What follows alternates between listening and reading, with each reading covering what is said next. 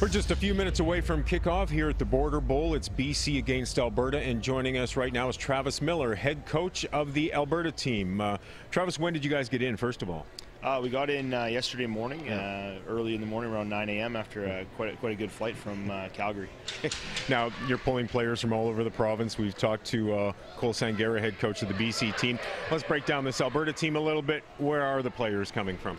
Players are coming from across Alberta, mostly in the rural regions or the smaller schools out of the cities like Edmonton and Calgary. So places like Grand Prairie, Lethbridge, Lacombe, Red Deer. Like I said, some of the smaller schools out of Edmonton and McNally and Calgary as well. So quite a variety of players from across Alberta, province to province, and everywhere in between. So, okay. Well, give us a good opportunity to understand how this team was picked. I mean, how did you select the players that will play in this game today? So the players are selected on a basis of tryouts, various tryouts across Alberta. Mm-hmm. So we had one in Edmonton and one in lower southern Alberta, and from there the team was selected, and the team that we have today is the one that we chose out of those group of players that tried out. Yeah. Let's break down the team a little bit. Why don't we maybe start with defense a bit? Tell us some of the players we can watch out for. So we have a number of very, very strong players on defense. Our defensive line is going to be very strong and be led by Zach Major Piercy out of Peace River. He's absolutely phenomenal defensive tackle. At the linebacker position, we have a good solid group of linebackers, which is always nice to have when you have that problem. So linebackers will be led by Gertzinger, and he's a phenomenal kid. Young, a little unpolished, I think, but flies around and makes plays. So it's always nice to see those type of kids, those blue chip type players. What about offense? Talk about that side of the ball. Offensively, we're stacked. We have a number of very good receivers, a couple good quarterbacks. Offensive line is very solid, but I think our strength is definitely going to be the run game, and our running backs led by Oyama. Sorry, I'm jumping off the head here. And Liam Highland, Chase Guerin, those guys are going to be a very strong group of running backs. And I think with any offense, if you have a strong run game, especially in the 3-down football that we're going to be playing, 4 downs, we're going to be playing tomorrow, will really the run game will be focused on that area. What are some of the challenges of preparing for this game? I mean, football's built on timing, it's built on teamwork that way, and 12 guys in the football field. How do you work all that in to prepare your players when you've only had a handful of practices? Yeah, I mean, you hit the nail on the head. Football is a timing sport, very much so, and the biggest thing about football is that getting together as a team and coming together as a team very, very quickly. So, I mean, how we prepared for that is just managed getting enough team reps in time after time after time. So yeah. Here in BC, these guys have been playing football up till last weekend with Community League. Provincial championships were held last weekend in Langley. I take it the season's finished a little bit sooner in Alberta. Do you think that'll have an effect on you, a negative effect, because maybe the players haven't been playing quite as much as some of the guys here? I think having an all-star game at the end of the football season is something pretty incredible. You don't get that with all the other all-star games. You're in May and June and are a little bit earlier, so you're out of the season for a long time. With our guys, most of them have been out of football for only about 2 weeks with the provincial championships, and some people maybe 3 weeks. But overall, you have kids that are coming in phenomenal shape, football smarts, and they have the reaction time that they don't have necessarily in the spring. So having those kids and having the attitude and atmosphere coming in is a huge part of it, and so that makes it a lot easier for us as coaches to really bring the team together quicker, because they have been a part of a team in a relatively shorter period of time than maybe some of the other programs that happen in the summertime. So. It's game day. It's the Fraser Valley. It's going to be cool out, rainy, maybe windy. Does that favor a certain part of your game, and what might that be? I think anytime you can eliminate the pass game from an offense, it makes the defense look that much better. And I mean, you can hopefully if the weather has any impact on that, then we'll be happy. So whether it's good or bad or otherwise, both teams got to play on the same field, and so both teams will have the same factors impacting their team. So, like I said, weather doesn't really impact the game, but I mean, if it does, it's gonna be the passing game. So. You gotta like whatever kind of weather if you're a football player, right? Yeah, absolutely. Having played here, I know the weather, I know what it's gonna be like. So, Travis, best of luck. Thank you very much.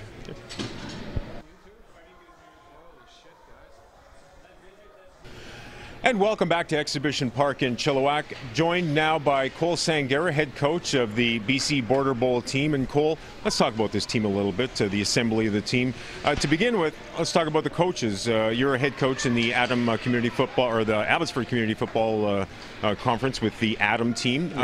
Tell me about the coaching staff you put together. The coaching staff basically is from pretty much all over Lower Mainland. I'm keep adding and keep adding more coaches to kind of get everyone from all over and have a good mix of guys and experiences as well. So. I take it you can kind of feel like an NFL coach here, because NFL teams have like 20 or 30-year coaches, and you probably got guys set up to cover each part of the team, which adds to the coaching that you can do for these guys. That's right, absolutely. Every position's covered and lots of experience, so it's good. Yeah. How long have you been working on this team? When did you guys really start to put the team together? Just around September. We had some some tryouts. So we went through 3 or 4 tryouts. We did one up in Prince George this year, which was our first time. And so basically all the players are pretty much from all over BC. Yeah. How many players did you look at in total to try to select the team? We'll say about 100 kids. Yeah. Overall, what was the talent level like? Oh, amazing. Really, really good talent this year. I'm looking forward to a great game. Unbelievable kids. Now, have you been involved in this game before? Yes, this is my second year. Okay. Yeah. Head coach last year? Or head coach as well, yes. Yeah. That's right. What did you learn from last year's game that you can utilize this year, second time around? Well, it's these kind of games are showcase games, and going into it, really comes down to the kids showing up and performing that day. It's not so much the coaching standpoint. It's more of, are they going to come and play and showcase what they have? Yeah. Football is such a game built on teamwork, timing, all of that. It's not as much individual talent, although obviously there is a lot of it. How do you coach this team, and how do you put them together, knowing that timing and all of that is so valuable and so important, but you haven't had that much time to practice? That's right. Our practices were basically the weekend before this game, 2-2-a-days, and basically it's a lot of insertion and repetition, and they're all ballers. They all know how to play football, so it's basically just getting the reps in and getting the timing down and everything like that. So. Yeah. Like what you see so far? We're a few minutes away from kickoff now, but are you confident heading in that this team that you've put together can compete well and win the game? Absolutely. I think offense, we're very well balanced. We can run and we can pass. On defense, unbelievable talent, run stoppers, and our DBs are fast, and it's a hard-hitting defense. So. Yeah. It's tough to single out guys, but let's throw a few names out, maybe starting on defense, the fans can watch out for. Sure. Sean Michael Stewart, Taylor Poistras, Dion Pellerin should be guys to watch. And on the offense, obviously, our quarterback Cole Theobald and Ty Trong, Isaac Rogers will be guys to watch as well. So. Okay, good stuff. Best of luck. Awesome. Thank you very much. Okay.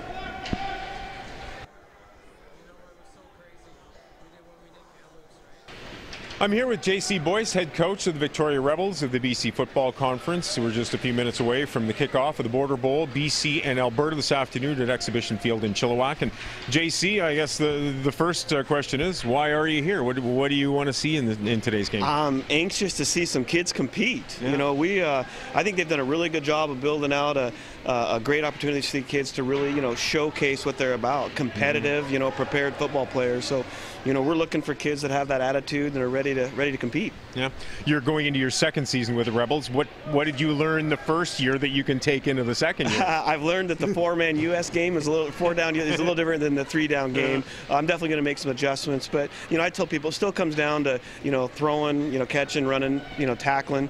We're going to make some adjustments offensively and defensively. We're learning a little bit more what the kind of athlete we need to recruit. Yeah. Victoria's an amazing place. And so we need kids that appreciate just how awesome it is. You have year-round recreation and year-round training weather. Yeah. Talk about a player having to get used to 4-down football. A field that's not quite as narrow or as narrower in the States, is shorter in the States. 11 players on the field. So as a coach, what did you have to adjust to Play calling, really. Special teams is bigger than I realized, and play calling. You only have 2 downs of production, so it limits. You can't be quite as diverse as you can. I think it puts a little more pressure on the athlete, honestly, but it also gives that athlete more opportunity to shine. Okay, well, let's talk about today's game a little bit. We're watching a bunch of kids from BC and Alberta compete. They're all kids that eventually could possibly get scholarships to schools in the States, go on to Canadian University, or choose the junior route and hopefully play in the BC Football Conference and possibly with the Rebels. What do you watch out for? Give me a general overview of what you're going to watch out for, and then we'll maybe break it down a bit. For us, we kind of look for a 3-legged stool. Obviously, the kid needs to exemplify some talent. There's got to be some burst, some strength, some attitude there. And then we look for that attitude. Are they competitive? Are they hardworking? Are they leaders? That's their body language, what they do on the bench carries a lot. And then, coachable. Do they have a coachable spirit? What's their interaction? So when we see a kid that has talent, that has maturity and is coachable and is a competitive, tough-minded kid, we really look for tough football players. You're going to have a kid that's definitely then going to move on. We can definitely help that athlete go on, as you mentioned, the CIS opportunities. Or, I have a lot of connections down south. We can help kids play down south in NCAA. How tough is it to watch a game like this? You're going to get a chance to see some of these kids again, and probably have already. But you see them in one big game like this. How do you grade them, seeing them in one game and maybe judging what their potential future is in one game? The all-star things are tough because you don't really get the opportunity you should have to prepare. It's a lot of pressure on coaches, and the athletes. But you can still see what a kid's going to do on a big stage where, for a lot of them, the first time they're going against a lot of athletes that are as fast, as big, as strong, or in some cases faster, bigger, stronger. So we look and see, how they respond to that, and what they do in space, down up front, what they're doing in that trench warfare, because it's a war up front. And so we're just watching to see how those kids respond. What's going to turn your attention to some kid? I know you mentioned a little bit, but if there's, say, one key thing you're watching kids out there, what might that be that says, hey, that kid can play and he could play with us? Attitude, mental toughness. Coming from the U.S. where I work with NCAA athletes all the time, that is the biggest thing now coaches are asking for. How mentally tough, how mentally stable is this kid? Down there, everybody can play. Everybody's got talent. So they're looking at the kids that, have that edge. They're mature, they're composed, but yet they're fierce. So we're looking for those kids as well up here. So build our program. From what you saw in junior football in the BC Football Conference last season, why would that be a good move for a young player to make coming out of high school? Well, I think if you're a young man that has, CIS schools, throwing cash at you. They're basically going to say, look, we're going to pay for your tuition. They want you. They're going to invest in you, and you absolutely should leverage the game of football to go get your education and go. But not, we've met a lot of really, really good football players that are probably going to go to the CFL, that aren't, university's not for them. They're trades kids, or they're, going to culinary school or things like that. And so, those type of kids that maybe aren't university kids, or the kids that aren't getting that attention from CIS schools just yet, they need another year or two of development. One thing we do, what I do for a living, we develop athletes. So you're saying football players can cook as well? We got a guy, I can't mention his name, but you're going to see him play in the CFL, and he is a fantastic chef. Yes. Good stuff. JC, thanks for joining us today. Man. Thanks for having me.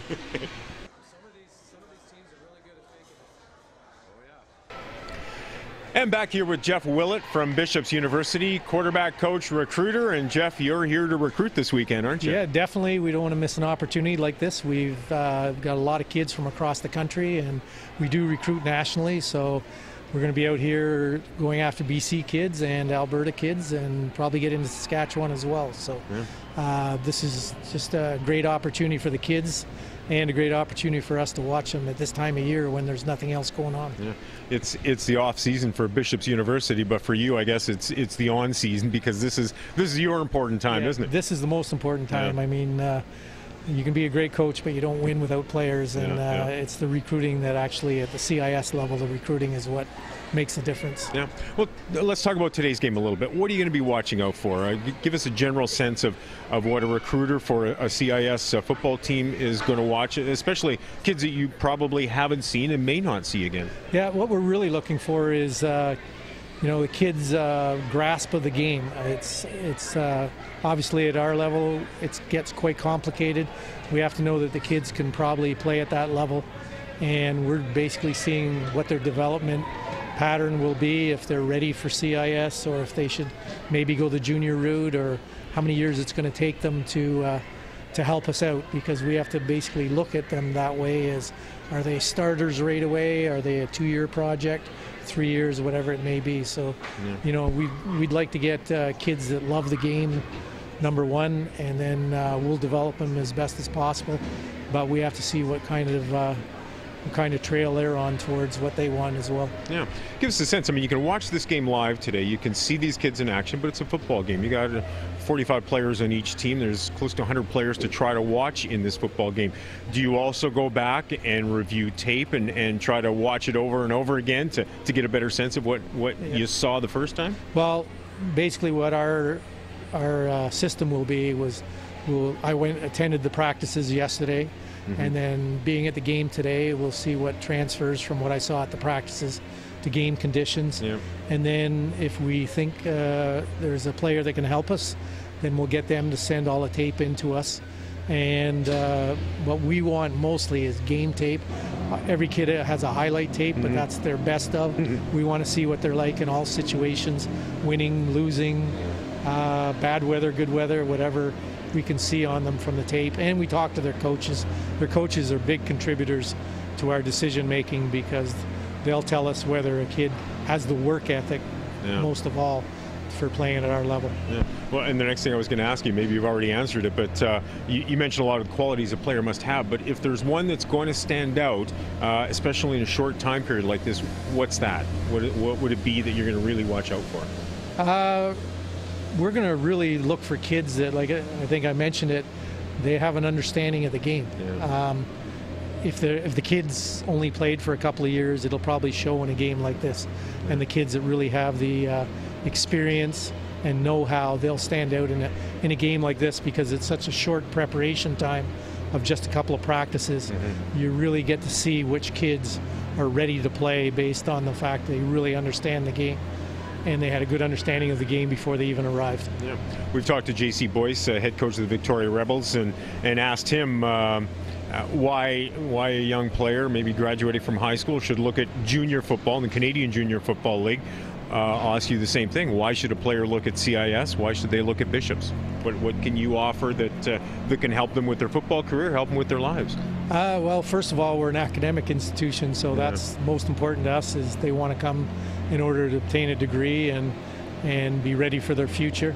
In terms of the junior route, I just explained to some of the players when I was talking to them yesterday that the junior route could be the right way to go for them for 2 years if they don't feel they're ready for the CIS level. It's a big age gap. These kids are coming out of high school at 17, 18 years of age, and a lot of our players with a 24-year age rule, a lot of them are 24 years old. Yeah. They're grown men, and we have to decide and help the players decide as an 18-year-old if they're ready to face 24-year-olds on an everyday basis in practice and the tough opposition we play in our conference. Yeah. You're coming off a tough year with just one victory, but you tell me you've got a BC kid that's going to be your quarterback of the future, and that's your position as a coach. Tell me a little bit about what you can look forward to from him and for Bishops in the coming years. Yeah. Well, we have 6 BC kids on the team as it is right now. A few Alberta kids, a few Western kids from Regina area and Winnipeg area. So those kids are really important to us. And Connor McKee from Terry Fox is one of our key pieces that we recruited last year. He's really enjoying it, but again, like a younger player, he's going to take time to develop, but he's what we're looking for in the future. Connor's a great athlete. He can run, he can throw, he's a smart kid, so he's we have other quarterbacks that are a little older than him. They'll graduate, and we're looking for him to take over as soon as possible, really. Okay, good stuff. Have fun today, and maybe we'll see another BC or Alberta kid in the Gators uniforms. Okay, I'm sure we will. Thank you.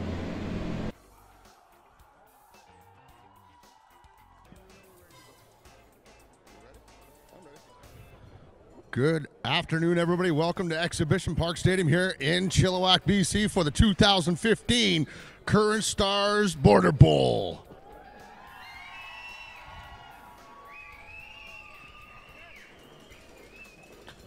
Introducing, starting off Alberta, number 1, Morgan Sherbin.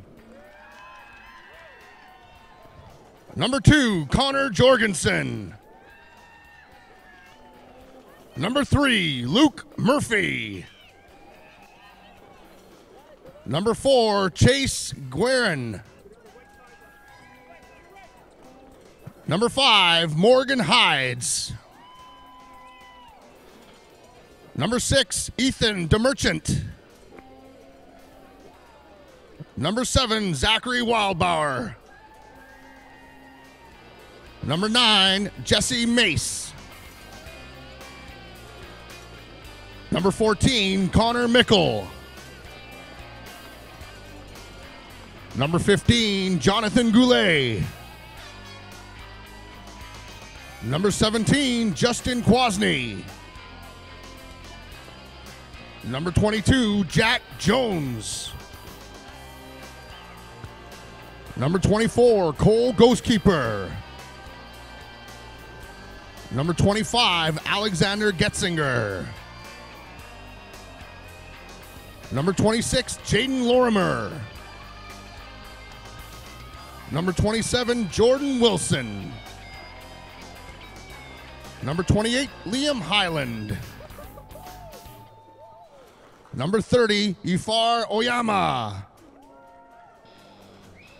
Number 31, Bryce Wachtler.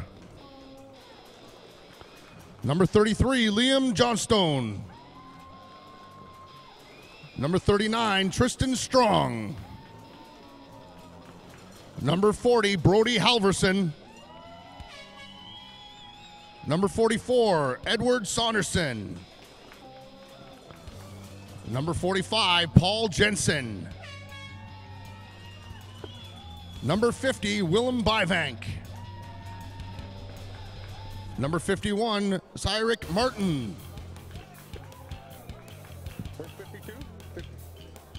Number 52, Brady Broderson. Number 53, Caden Price. Number 54, Dylan Richard. Number 55, Marshall Tonke. Number 56, Jonas Haney. 57, Jaden Newman.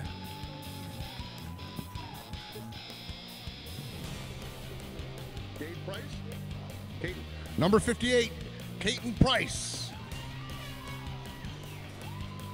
Number 60, Riley Ackerman. Number 62, Michael Scott. Number 63, Logan Fields.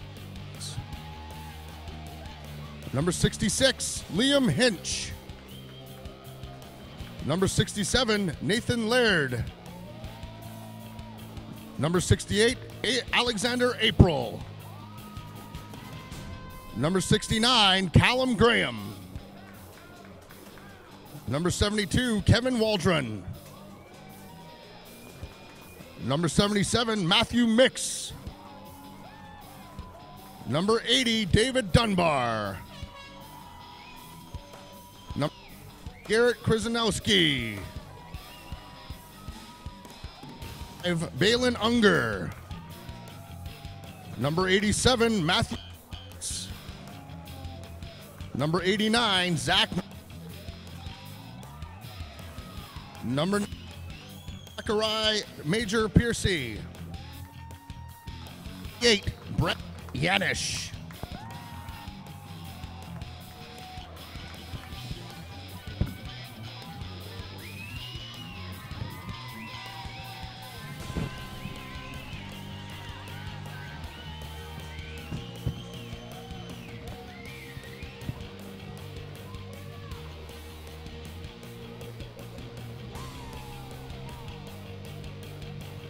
Introducing the team from BC, starting off, number 1, Sean Stewart. Number 2, Dayton Moore. Number 3, Caleb Buckholtz.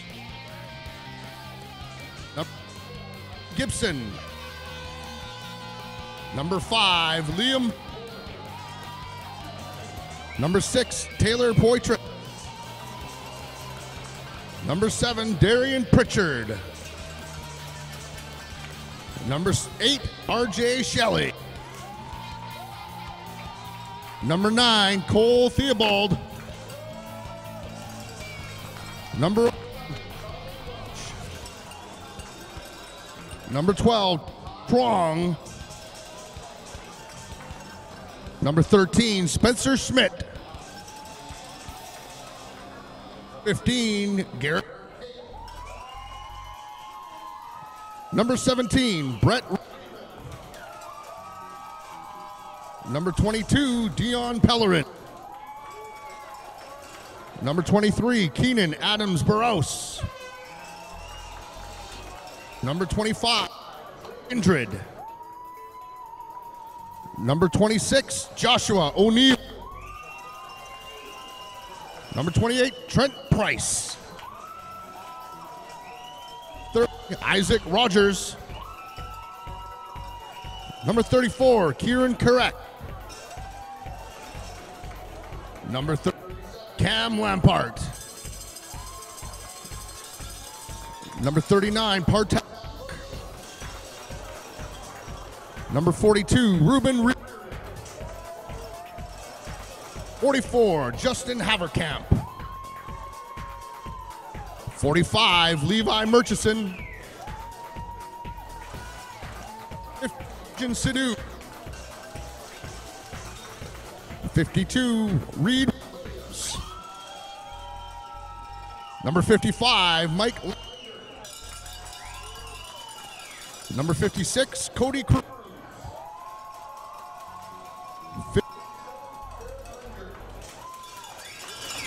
Number 60, Braden Winger. Number 61, Zach J. Number 62, Rylan Anderson. Number Sturkson. Liam. Number 65, Bruce.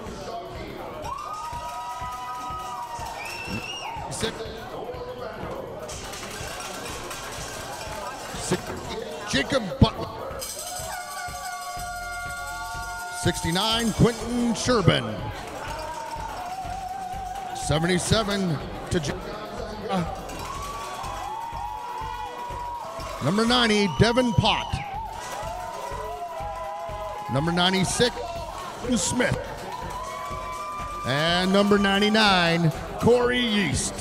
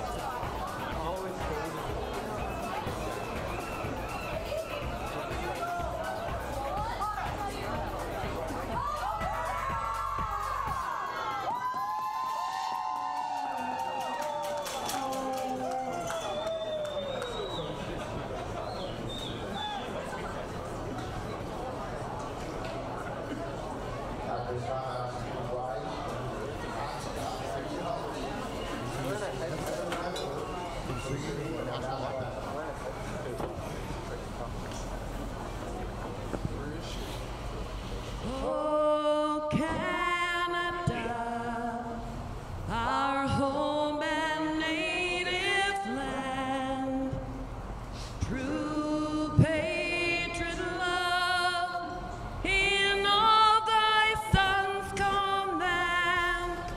With glowing hearts we see thee rise, the true north strong and free.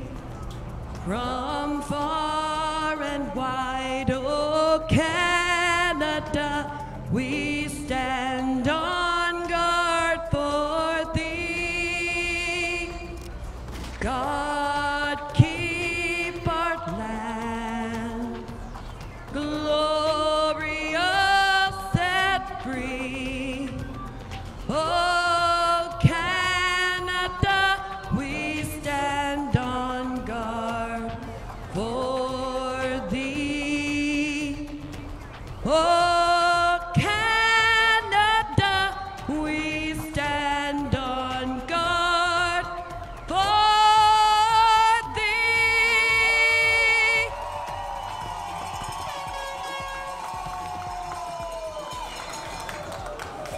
For many of the players on the field today, it's the culmination of their minor football careers.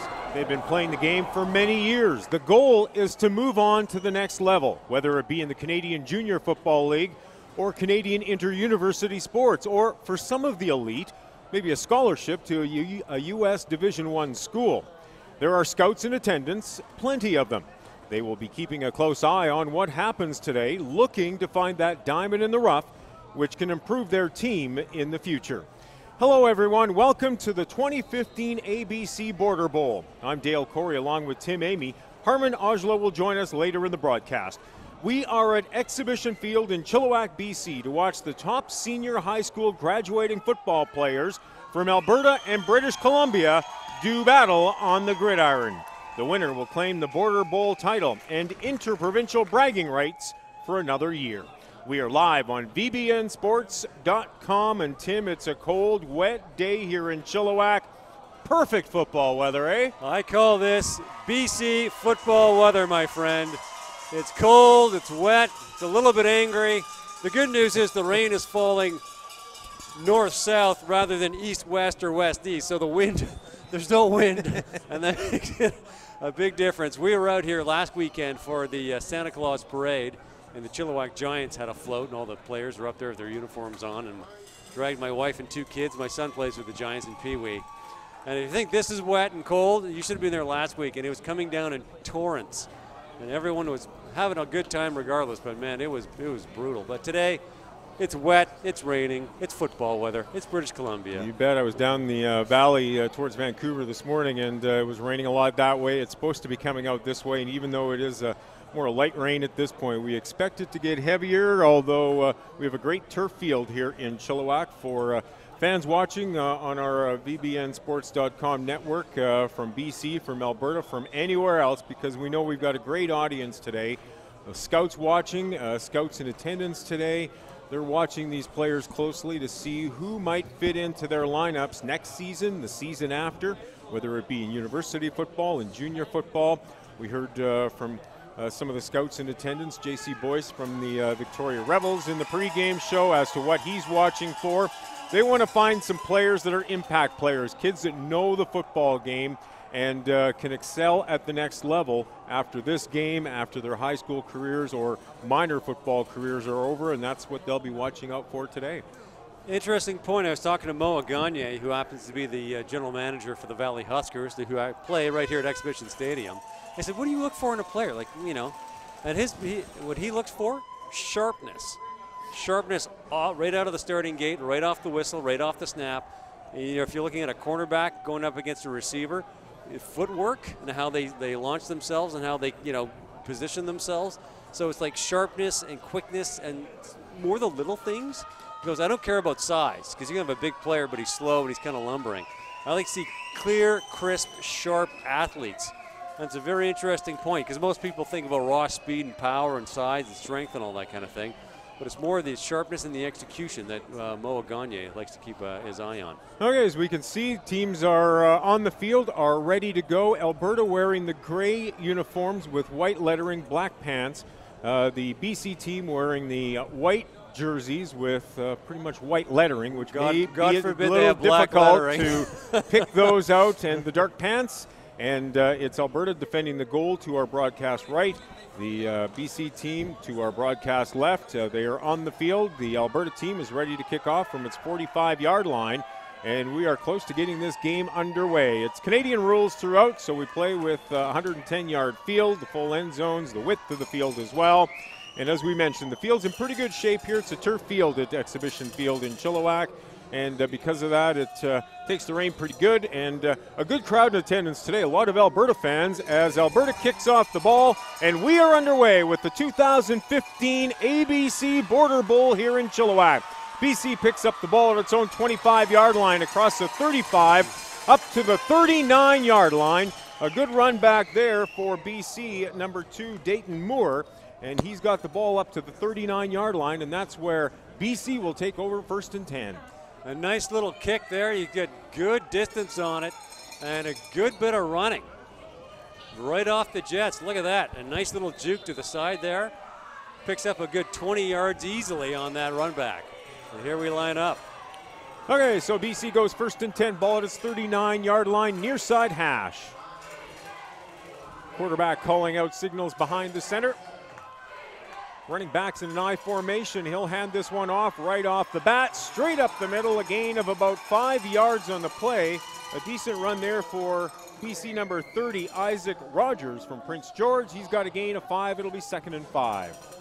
And Prince George, you don't think of it as a football community, but they have teams in the provincial championships every single year, and they produce a lot of good players, a lot of good athletes coming out of the Prince George. You think more of a hockey town being the north half of the province. But no, they got their good football programs up there. Cole Theobald, number 9, is the quarterback. Here's a handoff to the running back. Big gain straight up the middle. He's got 12 yards. And it's a 1st down for BC, moving the ball across midfield into Alberta territory. And I was talking to Cole Sangera, head coach for Team BC, before the game. One of the things he likes about his team is a strong O-line, and you're seeing the massive pathways that are opening up for the running back there that allowed to get that 1st down. BC going without a huddle here. It'll be the handoff straight up the middle, but not much room this time. Good tackle right from the defensive line, a gain of maybe 2 on the play, so it'll be 2nd and 8 as BC decides to go without the huddle and try to maybe catch Alberta off guard. You can tell how excited these players are on both sides of the field. They are really hustling at her, just running in and off the field. They're sprinting. They're so pumped up for this. It's so exciting for them. I really hope they all get their big shot. Look at that. 2nd down and 8, right up the middle. A flag flies as soon as the snap came back to the quarterback as well. There was a gain of about 8 yards, close to 1st down territory. Make it a gain of about 7, so it'll be 2nd and 1, barring the call on the field with the flag. We wait for the official to make the movement. It's offside against BC, so we would expect that Alberta will take that penalty. They'll march it back, and it'll come across midfield into BC territory. It's a loss of 5 on the play, so it will be 2nd down and 13 for BC. Ball now at the British Columbia 53-yard line.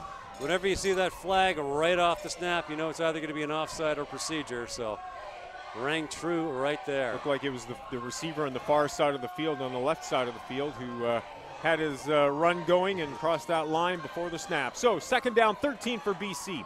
Quarterback has it, throws, nearly picked off as he tried to go into the flats to the left, and the Alberta player went high for it, knocked it down, but could not haul it in. Jack Jones, number 22.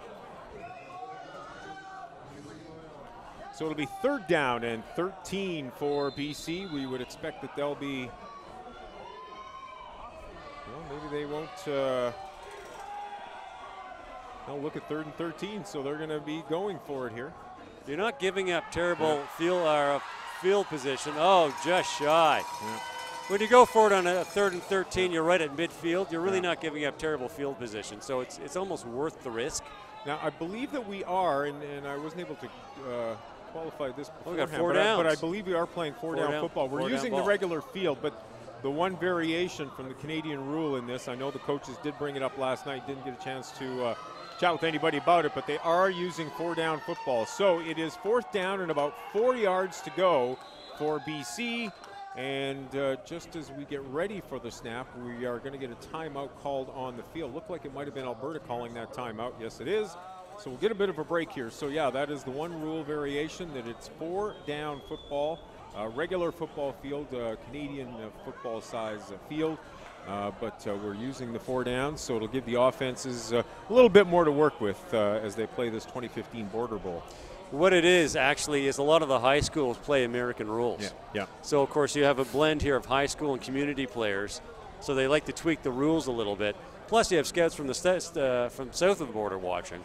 So the 4 down rule perhaps caters to them a tiny bit. I mean, I don't know. I'm sort of speculating on that last point, but. Well, I know Matt and I talked about it at length last week on our broadcast from Langley with the BC Community Football League Finals, and BC High School has been using it for years. It basically goes back to when BC teams were only playing Washington teams. There was only a couple of BC teams, so they used American rules. So there you go. 4th down and 4. Here's a handoff straight up the middle, and he'll have the 1st down. Nice. As he got inside the 45 and got to about the 40, or check that, the 42-yard line. So you hear the call behind us. It is a first down for BC. They'll move the yardsticks, and it'll be 1st and 10 from the 43-yard line. And that's number 12, Tai Truong out of Mount Boucherie. Nice bit of running there, right up the gut, just dives right up the middle. And it doesn't have to be pretty, man. You just got to get that extra half a yard past those down markers, and you're still on the field. We got another timeout here. Yeah, timeout called by BC at this point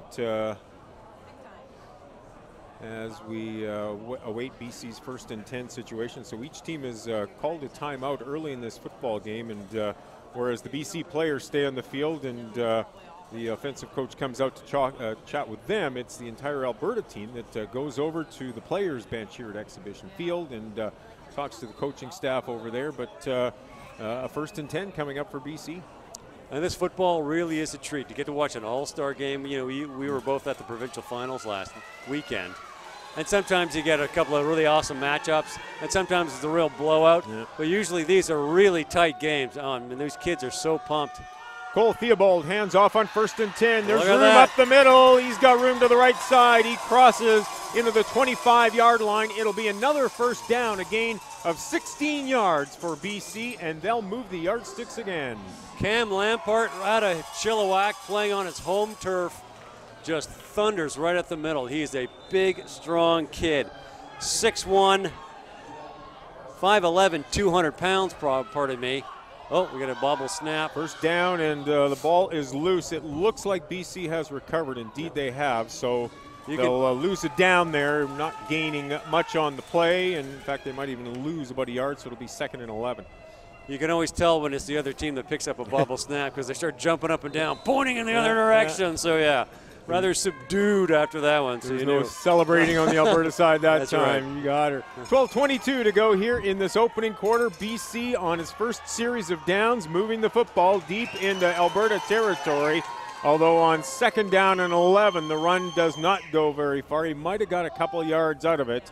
Not much more than that. So it'll be 3rd and 9 for BC. Some tough sledding there. And Cole Sangare before the game told me his special teams are in pretty good shape. Anything inside the 30, they can and will attempt a field goal. So we'll see how they.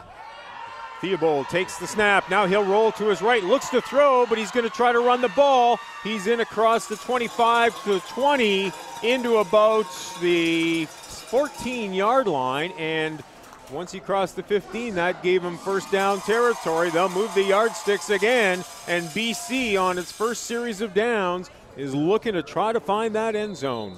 And talk about sharpness that Moa Gagne was telling me about. BC's offense, their offensive line, and the running backs looking really sharp today. And this is just the opening drive. This is going to be a great game. Theobald hands off straight up the middle he goes. He's inside the 10-yard line. Mark it down at about the 7. So give him, well, they'll mark it down at about the 9 now. So give him a gain of about 3.5 yards. It'll be 2nd down and about 6 for BC. Ball just inside the 10. These teams are just really moving fast here. I mean, I can't believe how quickly they moved this ball up the field. Handoff again, Nice but no bit of room D. this time at all as that Alberta defense comes up big, stuffed him there. There was no room as he tried to go off right tackle. It'll be no gain at all. 3rd down and 6 BC. Caden Price, big number 58, right in there. Big, strong kid. Did not give them an inch on that play. Great defense by Alberta. So big play call coming up now for Cole Sangara and this BC All-Star team playing in the ABC Border Bowl here in Chilliwack. They are 3rd down and 6. Ball at the Alberta 10-yard line, opening drive of this football game. Theobald hands off, but again, there is no room straight up the middle. He'll bust through for about 3 yards, maybe 4. He'll be close to the 5-yard line, but he'll still be likely a couple yards short. They're going to actually mark it down at about the 8, so he's going to be a good 3 yards short of the first down. So an interesting call, Tim Amy, coming up here for Sangara and the BC coaches with the opening drive, moving the football, but it looks like it may stall a little bit. They will, penalty. Was there a flag on the play? They've moved it down into the 5-yard line. I didn't see a flag myself. I guess that was just the run. So they did mark it down at the 5, so they gave him a pretty good mark on the play. It's 3rd down and less than a yard. We would expect BC is going to continue to run the football or gamble anyway on 3rd down and 1 here, and let's see what they can do. They don't need to score in this drive, just got to get that 1st down. Must have been offside against There we Alberta. go. Here's a run And- straight up the middle. Touchdown! There's the flag on the play.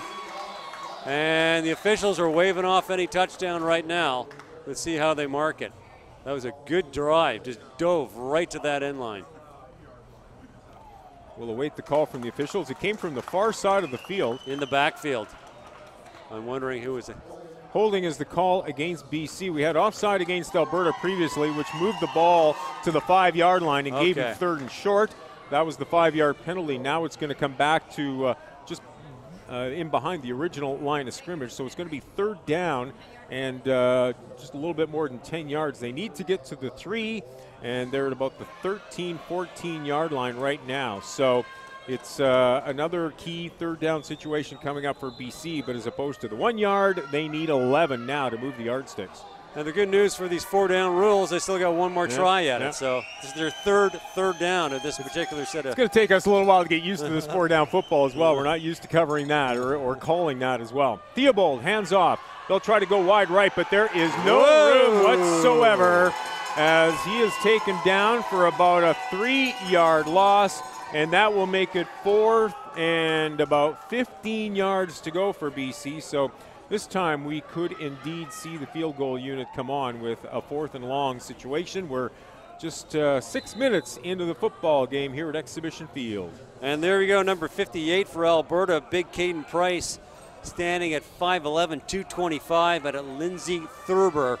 And I think the scouts will be marking his name down on their program. So that's the 2nd big, strong tackle he's made in this drive. We'll try a field goal from 27 yards out. That The ball is up, and it is good. So BC takes the lead over Alberta in the 2015 ABC Border Bowl. It's a 27-yard field goal as BC's offense started the game with the ball, looked good moving it downfield, but a penalty took them away from being inside the 5-yard line on 4th and 1, and the result is going for the field goal. It's good, and it's a 3-0 BC lead. And you know what? You had a very good drive. You marched that ball down the field perfectly, and you came out of it with points. I mean, you didn't get as many points as you wish, but you got 3 points, which is better than no points, which is just speaks to the importance of having really solid special teams. I don't know how many games I've watched where if they're in a position where they could get a field goal, get 3 points, is that extra 3 points at the end of the game that would have made the difference for them. So good on for Cole Shangara and putting his special teams unit on the field and being successful for it. So Alberta will take over. They'll take the football at their own 35-yard line. And I guess that's the purpose of not punt returning, just to sort of speed things up a little bit.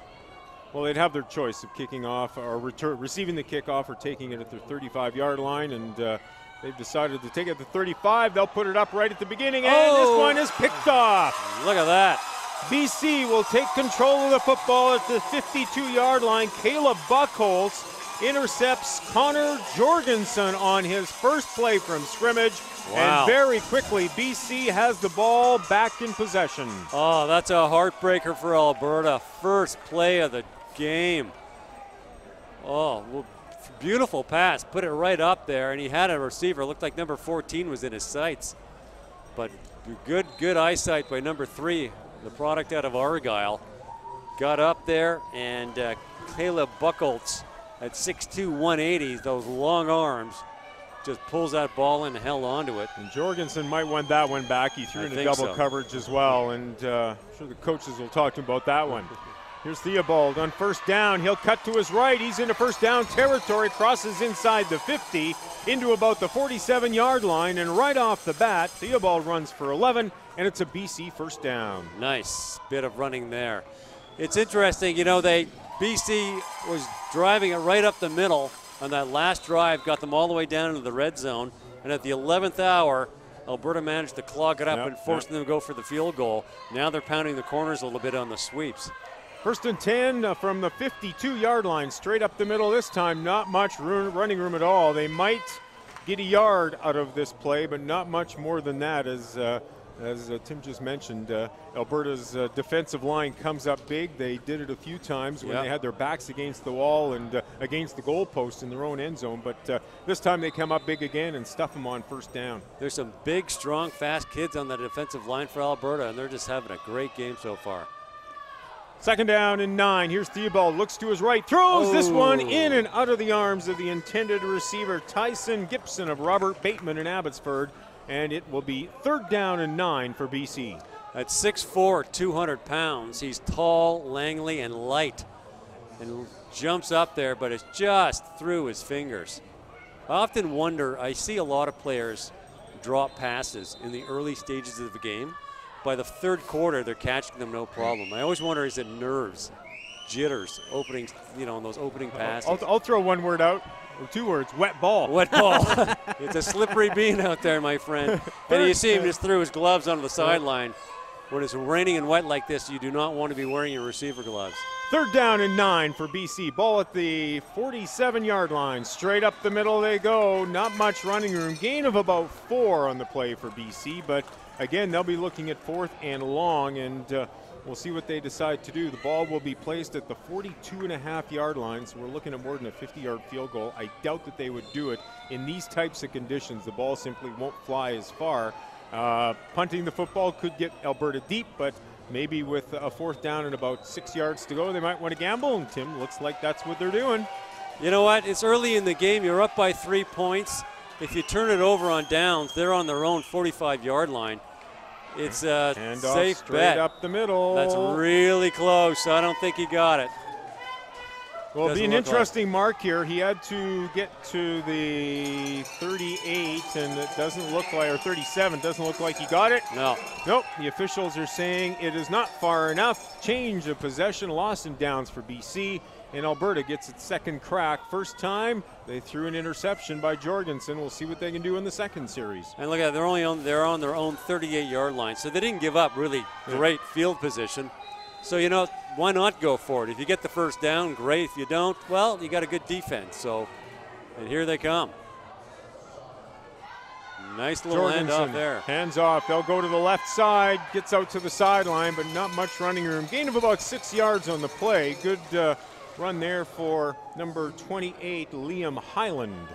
Out of LCI. You'll have to forgive me. I'm not an Alberta product. You lived in Edmonton for a while. I'm not sure which one LCI is. We got to get on Google. We don't have Wi-Fi. The dark ages up here. Well, and it is kind of the dark ages. We don't have a true press box here at Exhibition Field in Chilliwack. Beautiful facility, lots of seats. They're undercover, so everybody is staying dry. Everybody watching the game, except for, of course, players and coaches and officials and those type of people. But it's a little dark up here as well. So it is 2nd down, about 3 yards for Alberta. Jorgensen passes off to his right. He's got a completion, but he needs some yards. He'll get up close to the 45-yard line, but he will get back to the line of scrimmage, but not much more than that. It's going to be still 3rd and about 3. And you know what? The 3rd and 3 with one more kick at the can. Plenty of opportunity to get it, but what a great slant. What a perfect pass right in the breadbasket. Just couldn't get the yardage. Well, and he had a long ways to go, too, because as we saw in that replay, he threw it behind him. Yeah. So good for him that the receiver caught the ball. Had he not, it would have been a live ball. That's the danger. Open to anybody, but he caught it, but he had to make a lot of room up. So 3rd down and 3 for Alberta. Handoff, straight up the middle, cuts to his left, right at midfield. He's across, or check that, to the 50, up to the 51. It'll be enough for a 1st down. He's got a gain of 6. Great bit of running right there. Just did everything he absolutely had to do in order to get that 1st down. And for a split second there, I didn't think he'd had it. I thought the defender had him, but no. He put in that 2nd effort, got across that 10-goal mark, the 1st down. So both offenses having pretty good success moving the football, running the football especially. We've seen a couple of passes. We've seen Jorgensen throw an interception already for Alberta. But other than that, teams have kept the ball on the ground. Not surprising given our cold and wet conditions. It's 1st and 10 Alberta. Now this time Jorgensen puts it up, but it is knocked away. Great job there by the BC player. I believe that was Morgan Sherman, number 1, who just looked like he got his fingertips on that pass into the flats to knock it away. We'll see in the replay here, but good defensive play. Nice little bit of D right there. But you're right. I mean, they normally would be keeping the ball on the ground a lot more. But some of the coaches, of course, it's a big time to showcase their players. So they want about a 50% pass, 50% run ratio. So everybody gets a chance to sort of shine, pardon me.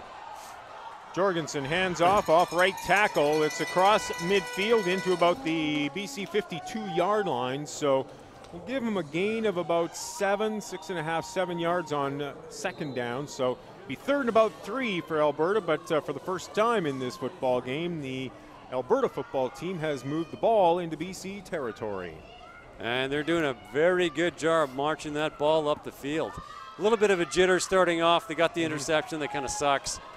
But they've settled down. They've got their running game going really well. Short passes, short choppy passes, but good accurate throws. And it's working for them here. The ball's up in the air again. Jorgensen looks to his left again. Nice. He's got a completion here, and he's out of bounds with another first down. Nice catch there for the Alberta player, number 14, Connor Mickle. And he's got a first down. They'll move the yardsticks. Good job by Connor Mickle, keeping himself between the defender and the ball, and hangs on to it and gets that first down. No big blowout passes, no Hail Marys, no Doug Fluties.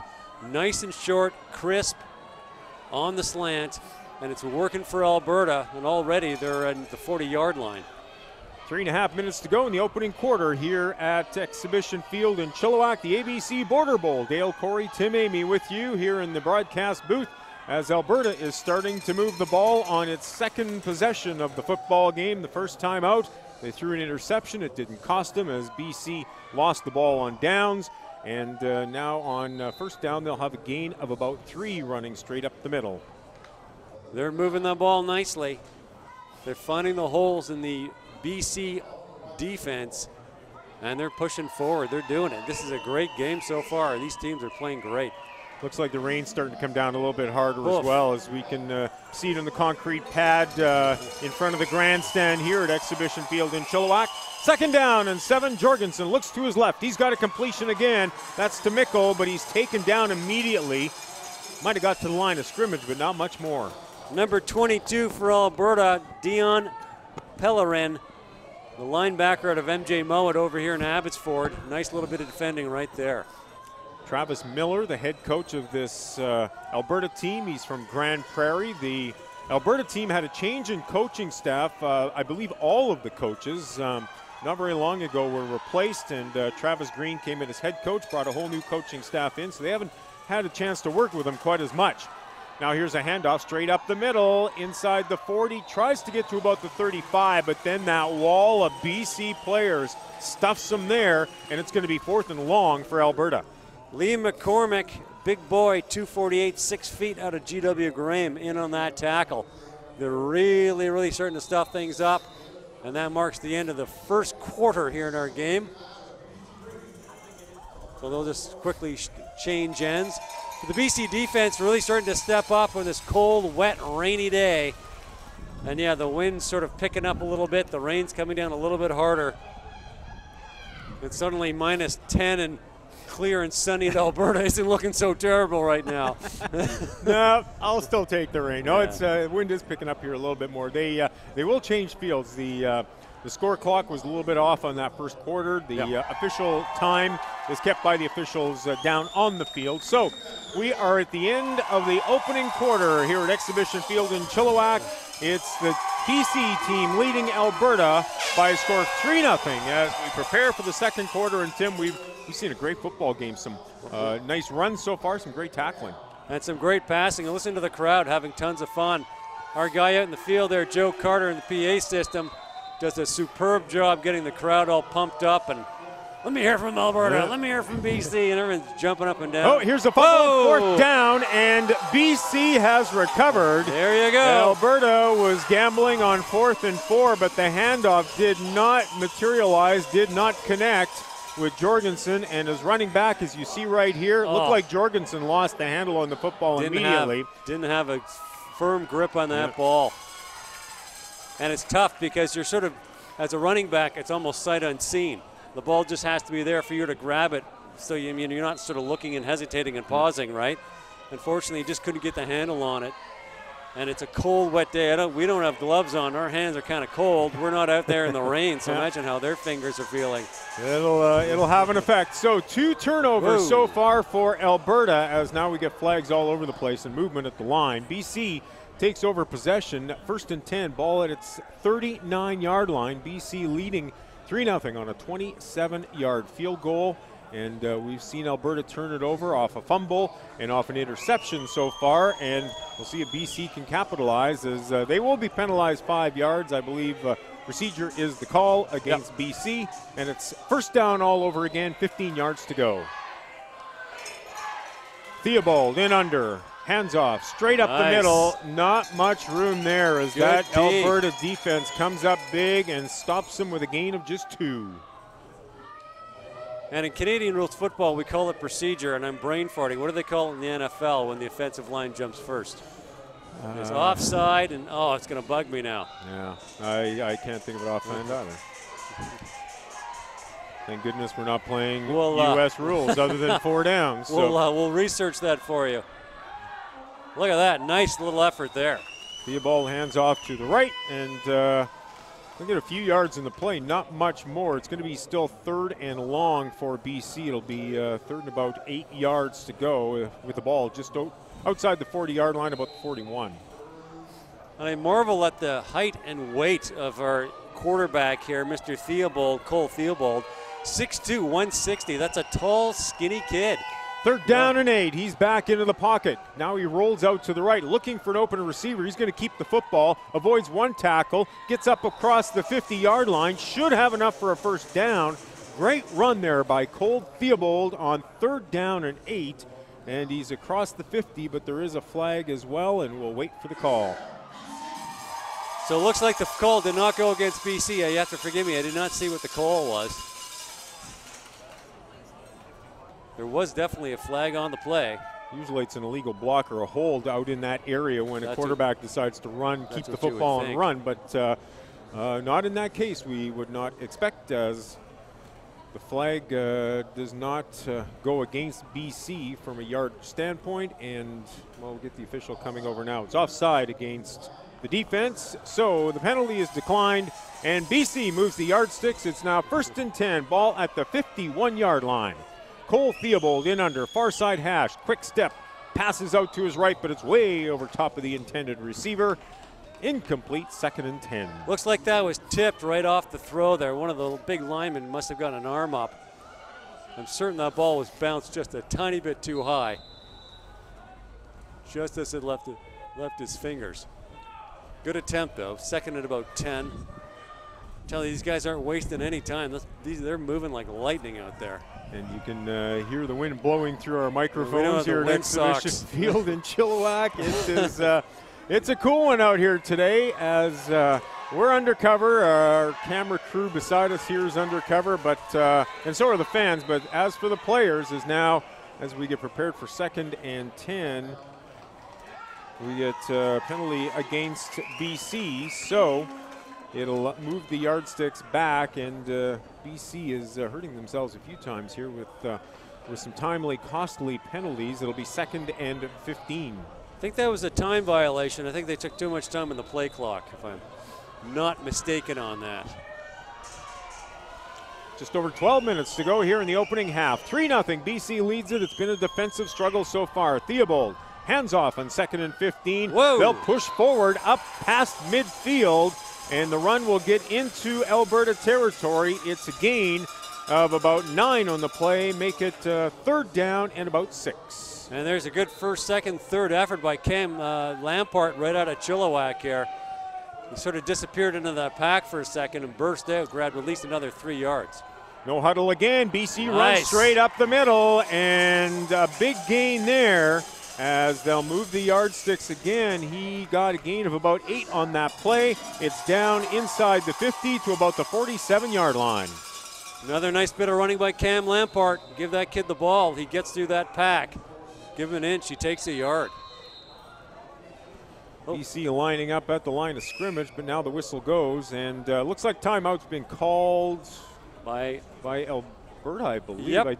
I believe he pointed to the Alberta side. So we will get a timeout called on the field and a chance for everyone to regroup and for the fans to regroup along with the players as well down in the football field with 11:23 to go here in the second quarter. 3-0 BC leads it. When we talk about a defensive battle, they only got 3 points in that opening drive, did BC. But so far, that's the only points on the clock on the board. With 11:23 to go, it could be a 3-0 lead going into the second half. And once again, special teams could be the difference maker. And we're seeing some of the highlights of the game so far. A bit of a chance to catch up during this timeout here. We saw the interception Jorgensen threw on his first pass of the game. It's first down and 10 for BC. Ball at the Alberta 46-yard line, and right off the bat, not much room there at all. And we'll wait and see what the call. Yep, just a loss of about a yard in the play, so it'll be 2nd and 11 BC. And that big Alberta defense shutting the door right off the starting gate. Once they sort of see the play, they can really stop it. 2nd down and 11 for BC. Here's the toss back to the running back. Tries to go wide left, but not much room at all. He might have got back to the line of scrimmage, might have gained a yard on that one. So now BC in tough trying to run the football, and Alberta's defense has really come up big on a few of these occasions, not giving up very much for yardage at all. And you see the Alberta defense, we talked about it before, at the 11th hour, they really shut things down. And it looks like BC is getting some momentum, but then they step it up and they close that door and really spoil the party. It's a wind from our left to right, Whoa. so BC is going against the football, or against the wind right now, and not much room to run there at all. It's a loss of about 2, so it will be 4th and long for BC, and they will be kicking, if they do, into the wind. And there it is, number 58, big Caden Price. Once again, that's his 3rd really big individual tackle he's made in this very young game so far. So talk about showcasing your talents in the big game, getting yourself noticed. Number 58 is doing it all. He's having a great first half so far. So BC looks to kick this ball away. High snap, it comes down at about the 50, and this ball is going to go straight up and straight down, and looked like it was going to go out of bounds, but picked up on the run by the Alberta player, and he's up to his own 53-yard line. It will be actually a loss of yardage on that punt for BC. Alberta starts in great field position. He got under it just a little bit too much, and the ball, like you said, it went straight up, hit a couple of ducks, and then came right back down again. And the problem with the wind, you get it up way too high, the wind will just grab it and send it back half a yard to a yard or so. So you got to keep it low, almost like a worm burner, to get it up the field. You need a driving kick, and he got that one high that time. So it is Alberta football at their own 53-yard line, 1st and 10 with 9:19 to go here in the second quarter. A 3-0 BC lead in the 2015 ABC Border Bowl here in Chilliwack. Jorgensen, hands off, straight up the middle. Not much room. He might have got a yard. Finally is brought down to the ground, and it took a while for those BC players to try to get him down to the ground. Eventually they do, and it's a short gain of 1. Strong kid, but he had a lot of big players on him. He just stayed right on his feet and kept his feet moving. That's the key. You look at him, his feet are just pumping the entire time. The second you stop moving your feet, you just fall over. He did everything his coach trained him to do over the years on that play. Alberta with the football, 2nd down and 9, ball at their own 54-yard line. Quarterback fakes the handoff here. Jorgensen tries to get out to the left, but he is hauled down immediately. No running room at all. He won't gain anything on the play, and it'll be 3rd and long for Alberta. And that was Levi Murchison, number 45, out of Mission, standing at 5'11", 200 pounds. Great play. Just got into that backfield and got his arms around him and pulled him right down. Lost about a yard on the play, so it's 3rd down, just over 10 yards to go for Alberta. Ball on the 53-yard line. Jorgensen hands this one off. They'll try to go wide to the left, avoids a couple of tackles. Now finally taken down back at about the 50 or the 49-yard line, so it'll be a loss of another couple on the play. And Alberta's series of downs not going anywhere here, as they are going to be faced with a 4th and long situation. And a flag on the play. Looks like it's going against BC, so they may have caught him a bit of a break there. But the BC defense coming up big. A big white wall whenever it needs it. And that's a huge penalty. It would have been 4th and long for Alberta on their side of midfield. However, the 15-yard penalty against BC for face masking has given Alberta a first down. Ball just outside the BC 46-yard line. Jorgensen hands this one off. No running room at all, as he'll lose a couple on the play. BC's defense coming up big, and that set of linebackers was into the backfield immediately. They got in that backfield and spoiled that party right off the snap. And again, I go back to my conversation with Moa Gagne. They want to see sharpness. Well, there it was. Absolutely perfect. Liam McCormick from GW Graham made the tackle on that one. He was into the backfield immediately and gave the Alberta running back nothing to go on, because as soon as he got the football, McCormick was there with his big mitts around him, and it's a loss of about 2 on the play. 2nd down and 12 for Alberta. And GW Graham, of course, the high school program right here in Chilliwack. Started up a few years ago, and it's created a bit of a rivalry, I suppose you say, between the Giants and community and GW Graham and the high school. And it's kind of the friendly rivalry and competition you need to keep both organizations nice and healthy. 2nd down and 12. Here's Jorgensen. He'll go straight up the middle, and a nice run there as he gets close to the 40-yard line. Mark it down at about the 41, and it'll be 3rd down and 5 for Alberta. Nice bit of running there. Saw an opening and just grabbed it. Picked up a good 5-6 yards on that play. Morgan Smart, Hyde's, fast. sorry, Tim Morgan Hyde's running the football that time. 3rd down, about 5 for Alberta. Ball just outside the 40-yard line. 6:45 to go in the 2nd quarter. Here's a handoff straight up the middle, inside the 42, about the 37. Somebody and lost then he a is helmet. bowled over there. And it'll still be short of the 1st down, but he's probably going to be within about a yard and a half. So it'll be an interesting 4th down play call here for Travis Green and that Alberta coaching staff, as they will have to make a decision here on 4th and 1. I say they go for it. My gut tells me they're going for it at 4th and 1. You're on your own. You're on their 36-yard line. So if you turn the ball over, no great shakes. So 4th down and 1 for Alberta. Ball to 37. Handoff straight up the middle. Cuts to the right. He's into the 35-yard line. Crosses it. And that will give Alberta enough for the 1st down. They'll move the yardsticks. And Alberta continues to control the football now with just under 6 minutes to go here in the 2nd quarter. That was a gutsy play. The quarterback keeping the ball himself. You have a yard to go, and he's taking it out of the pistol, so he's about 3 or 4 yards back. You'd think he'd taken it right off the snap and do the old quarterback sneak. Yep. That was a gutsy play by Alberta, and they got that 1st down. Good on him. When he got some momentum, too, when he got to the line of scrimmage, cut to his right, was able to find enough territory there to move the yardsticks. So ball now at the 34-yard line. 1st and 10 for Alberta, near side hash. Wide's in a quarterback now, fakes the handoff, rolls to his right, crosses inside the 35, and he'll get a couple out of it, not much more. Morgan Hyde's now in at quarterback for Alberta. Tried to get to the outside, but he'll gain a couple, and that's it. If I didn't know any better, I'd say he was looking to throw that ball downfield. He had his arm cocked.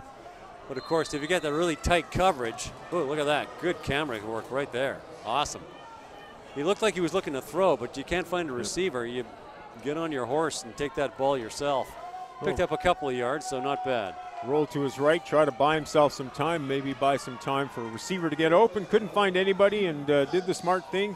Tucked the ball, ran with it, gained a couple. 2nd down and 8 yards to go for Alberta. Ball at the 32-yard line. Hyde's back to pass, looks to his left. This one is incomplete. Throwing down near the 30-yard line. Again, he was throwing into double coverage, and had the receiver caught the ball, I don't think he was going to be able to get too much for yardage. It's 3rd down and 8 for Alberta. Good coverage by BC. Look at that, up there. I think the ball was just overthrown a tiny bit. Just that half an inch outside of his reach. Well, probably about the only place he could throw the ball. If he throws it anywhere else, there's a chance it maybe is picked off. He had to kind of throw it to the wide side of the field, to the outside of the receiver, and hope maybe he could haul it in. But again, it's wet, cold conditions here at Exhibition Field in Chilliwack. Tough for the receivers to haul in those passes. 3rd down and 8 for Alberta. Handoff off right tackle inside the 25-yard line and then hauled down, but looked like he got inside to about the 23. He needed the 24 for the first down. I think they're going to be moving the yardsticks here. Yes, they are. It's 1st down, Alberta. And that was F.R. Oyama. Forgive me for that pronunciation. A 5'10", 210-pound running back out of Salisbury on that carry. And he had a lot of pop in his step, my friend. That kid can move. 1st down and 10 for Alberta. Handoff straight up the middle, in close to about the 25-yard line. Not much, or check that 20-yard line. Give him a gain of about 3. 2nd down and 7 for Alberta with 4 minutes and counting to go here in the opening half. It's 3-0 BC, but Alberta's knocking on the door. And they're in field goal range, sitting around the 20-yard line. So if they had to and put that ball through the uprights, they're in very good position. They're about the same field distance range as BC was when they got that 27-yard field goal. Handoff on 2nd down off left tackle, but no room to run there. I don't even think he got back to the line of scrimmage, so it's going to be 3rd and long for Alberta with 3.5 to go here in the first half. Jordan Smith, number 96 out of Valley View for the BC team. First and foremost on that tackle, stands 6'7", 280 pounds. Tall, sort of big, strong, but still somewhat lean kid. Looks like he's got some real wheels on him. 3rd down and 7 yards to go for Alberta. Handoff to the right, but no room at all to run here. Wow. It's number 14, Connor Mickle, tried to string it out wide to the right, but that BC defense comes up big on 3rd down. It's going to be 4th and long. Taylor Porteous, the linebacker out of Terry Fox, got into that backfield. Look at the wheels on him. Holy mackerel, can that kid run? There was a flag on the play. I think it could have been for a bit of a late hit.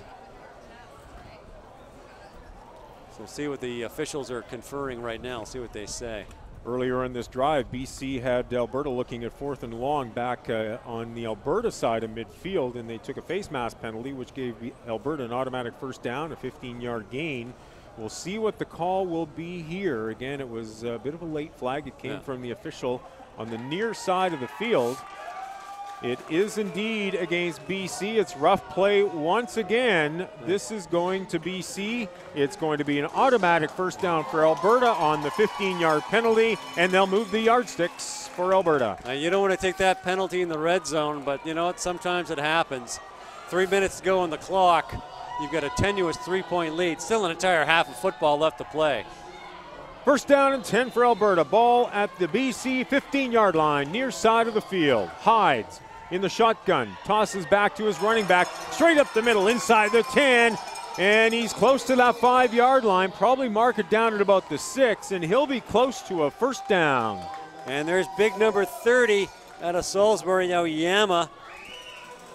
Another great carry. Guy's got some fantastic feet on him. Just keeps those feet moving regardless. Makes it really tough to bring a guy down when he's pumping against you like that. Especially in these cold conditions, eh? I mean, we're standing up here, we're kind of freezing, but I mean, we've got all the sweaters and jackets on. They're out there. Some of those kids got bare arms for crying out loud. We're not in the rain either, and when it's temperatures this cold, we're probably looking at 6-7 degrees here in Chilliwack today, so it's above 0, but it's cold and wet. When it's wet like this, it gets damp. 2nd down, less than a yard to go. Throw off to the left, but this one is past the outstretched arms of the receiver. And it will be 3rd down and short yardage for Alberta, knocking on the door at the BC 7-yard line. Another flag on the play. I'm not sure what that was for. Maybe a little bit of legal coverage there by the secondary. We'll see what they mark it. No, it gives it. They marking that a 1st down? Offside. Another costly penalty for BC, and I'm sure that's something Cole Sangera and his coaching staff will talk to the players about at halftime, just 2 minutes, 45 seconds away. That's the 3rd time in this game a penalty on the BC side has given Alberta a 1st down. This time it's 1st and goal from the 3, handoff straight up the middle. Great tackle, shoestring tackle, which slowed the player enough and he was taken down to the field. It was number 1, Sean Stewart out of Terry Fox, who got a hold of his foot there, slowed him down enough, as we'll see in the replay, and that kept him short of the goal line. That saved the penalty. That saved a touchdown, pardon me, right there, but it's a second and goal on the 1-yard line. Alberta needs to get some points here. Hyde in the shotgun formation, hands off. And no room again as the BC defense comes up big on second down. And the good thing is for Alberta, playing 4-down football here in Chilliwack in the ABC Border Bowl, they will get 2 more cracks at it, but they actually lost about a half yard. It's back at the 2-yard line. Reuben Reardon out of W.J. Mowat in Abbotsford with that tackle. And what a timely tackle that is. You're going to make a big play, do it at first, 3rd and goal on the 2-yard line. Hyde in under right now. He'll try to go straight up the middle, fumbles the football, falls on it immediately, but check that. BC fell on top of it. Looked like Hyde had control. Holy smokes. But he dropped the ball, and the 3rd turnover of the game for Alberta. This is a big one as it comes at the BC 2-yard line late in the opening half. BC takes over control of the football. Holy smokes, this game's got everything so far. Absolutely unreal. So I guess we can look at it. BC's having a bit of an issue with getting penalties, but Alberta's having a little trouble holding on to the ball when they're getting started getting hurt by it. 3 turnovers for Alberta, and it's been 3 penalties against BC that have given Alberta first down, but so far it hasn't hurt BC on the scoreboard with less than 2 minutes to go in the opening half. 3-0. Alberta is behind BC, but BC's got control of the ball at the 2-yard line. Here's Theobald in the end zone. He decides to run it. He's up to the 5-yard line, spins around, and he's taken down at about the 7-yard line. You know what? For a second there, I should have sworn he had lost that control of that ball, and it was a live ball out there, but I guess not. Yeah, he had to get out of the end zone. He gets sacked in his own end zone. You give up about a point or two. So we got a soccer game score going on right here, 3-0. Well, and the conditions certainly would dictate that. As around there, he rolled to his right trying to find room. It's 2nd down and 4 yards to go for BC. Ball at the BC 8-yard line. Theobald ready to hand off, but just as he takes the snap, turns the whistle, go, and we've got a stoppage here. We'll find have called why they blew the whistle there with 1.5 minutes to go here in the opening half. BC out, interesting, almost like it happened right after the snap. They waited till the very last second. And this is an important 2nd down play. BC's going against the wind here in this 2nd quarter. Yeah. So to get a first down can pretty much wind out the first half and kill the clock. But if they do not move the football and get a first down here, they're going to be kicking from their own end zone, and that could put Alberta in decent field position near the end of this opening half. Yeah, they want that ball up. They don't want to have to kick it away. They want to hang on to that ball. It's only 1:30 left to go on the clock, but you're up by 3 points. So, I mean, if they have to punt out of their own end, if they get sacked, they could cost them some points, or B, the Alberta is almost automatically in field goal range. Yeah. 2nd down and 4 yards to BC. Ball at the BC 8-yard line. 1.5 minutes to go here in the opening half. They've climb out. They're back on the field ready to go. Theobald is in the shotgun formation. Back to pass. He looks to throw, but it's incomplete. Out of the arms of the receiver. If he could have hauled it in, he would have been in first down territory, but the ball was thrown high. That slick football no doubt hurt on that pass, and it is 3rd down and 4 for BC. Charlie Welsh, 11. Vancouver is the intended receiver under double coverage. That's a tough play for anybody to make. So now a key 3rd down situation. See, interesting. They may have called a couple of plays there knowing that they were going to pass the football on 2nd down. They like the 3rd down play. So it's Theobald in under now. Down and 4 go. Hands up. They go, and they'll have enough first down. Cross 15 line, and that'll move the yards with 22 seconds to go here in half. And that play you wanted to make at 3rd down deep in your own end with just over a minute to go in the game. Just keep control of the ball and you control the clock. You just got this clock in this Out the 16-yard. Theobald holds on. Run for first down. Terry goes out of bounds just past the 30-yard line. Nice run there for Cole Theobald. He's got a. He'll move the yardstick. Minute 51. While at one point, BC just holding on to the ball. Now with 15 to go, they're out at the 32 line, looking to move that football downfield in the final minute and 15 seconds. And we got an injury timeout. That's some very good running. Look how fast he goes. I mean, 6'2", 160. I still can't get over how skinny he is, but the kid just moves like lightning. He's got those long, thin legs and just right on the balls of his feet. Perfect running, really good. Number 60, Riley Ackerman out of Lindsay Thurber Red Deer is the player down on the field right now. Big defensive lineman slowly making his way over to that Alberta bench area. It's first down and 10 yards to go for BC. Ball at the BC 32-yard line. A minute 15 to go in the half. 3-0 BC leads it. Looking to put more points on the board before the half ends, or at least keep Alberta off the score sheet as the teams go into the locker room for the half. First and 10, handoff straight up the middle to the 35. Now he cuts to his right. He's got some big room to the 45, to the 50. Still on his feet past midfield inside the 45-yard line. Unreal. Big run there for BC, and they'll move the yardsticks. And very quickly in the final minute here, BC's looking to move the ball downfield and maybe pick up more points. And we talked about Big 58 on defense for Alberta really showcasing his cause. Cam Lamport, number 37, right here from Chilliwack, having a great game. That's probably with the third or fourth big carry he's had so far in this first half. That was a huge run. First down for BC. Ball at the Alberta 48-yard line. Handoff straight up the middle again. He's inside the 40 to about the 39, and it's a gain of 9 for BC. I tell you, 37 keeps this up. He's going to have the pick of the crop of what school to go to next year. He's having a superb first half.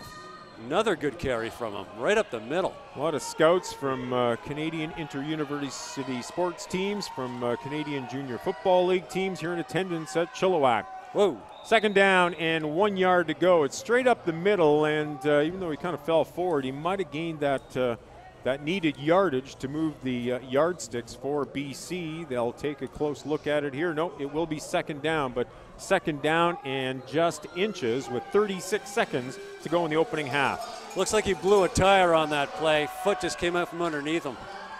Third down for BC, third and short. And he's going to air this one out. He's going to go long, but it's way over the head of the intended receiver. And it will be fourth and short for BC. And that looks like it's going to be the end of the opening half, as well as the official waves his orange flag. And again, the time clock just a little bit off here in the second quarter. So Tim, that brings us to the end of the opening half here at Exhibition Field in Chilliwack, the ABC Border Bowl. It's BC leading Alberta 3-0 on a field goal on the opening possession. That's the only points we've got so far. It's a defensive battle. I mean, so far it's been a great game. And for the lack of scoring, it's been a very good game. Both teams running the ball up and down the field nicely. We've seen some big passes, some big carries. But no one can really get to the end zone. I tell you, special team just could do it for BC. 3 points on the clock to start the opening drive doesn't seem like much. But I tell you, that 3 points could mean the world to them by the end of this game. Well, it's certainly, as we've talked, proven to be a defensive struggle so far in this football game, and to be expected given the conditions we've got. It's December 12th. It's cold outside. It's rainy. It's windy. And now the teams are making their way to the locker room. They'll get a chance to dry off a little bit, warm up a little bit, and get prepared for the second half. A lot of Alberta fans here in attendance. A lot made the drive down to Chilliwack for the weekend. We had beautiful, beautiful sunny weather yesterday, but not today. So it happens. So yeah, unfortunately, 1 day earlier, and we'd been out here in sunshine, and the players would have loved it. They practiced yesterday at Exhibition Field and had great conditions to practice. But it's BC, it's the lower mainland. We're in a rainforest. It's December and it rains here, and that's exactly the conditions we've got today here at Exhibition Field. And as a result, just 3 points to show for the opening half. And we've got a 3-0 lead here at the half. So we're going to take a break here. We're going to hang them up for a couple of minutes and get a breather. We'll come back with the second half here at Exhibition Field in Chilliwack. Shortly, it's 3-0 BCO over Alberta here in the 2015 ABC Border Bowl.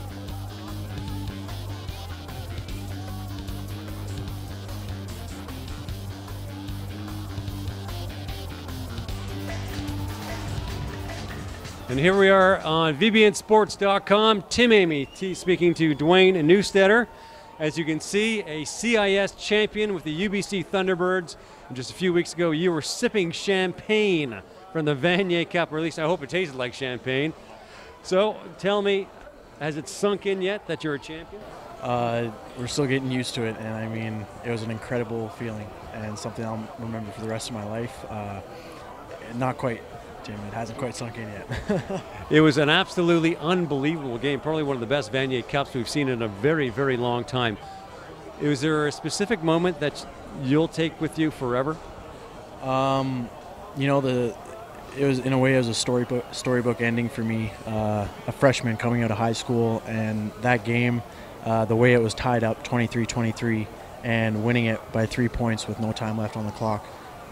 I couldn't have wrote it better myself. It was incredible. Now, were you on the field when you were crowned champions? Yes, we all stormed the field. I mean, after Quinn kicked that field goal, we stormed the field, and it was all downhill after that. I mean, we just celebrated and dwelled in the feeling of being champions. What's it like to be standing there and watching a ball heading towards the uprights, knowing that if it goes through, you win. If you miss it, you don't? All I can say is I remember the entire bench getting down on one knee, and we all locked arms, and we just sat there. Some guys couldn't even look, and we just sat there, and it was a time of just, you know, an intense feeling of we're going to do it. And now we turn to Pat Shane of Queen's University. So when you come to a game like this, what exactly are you guys looking for?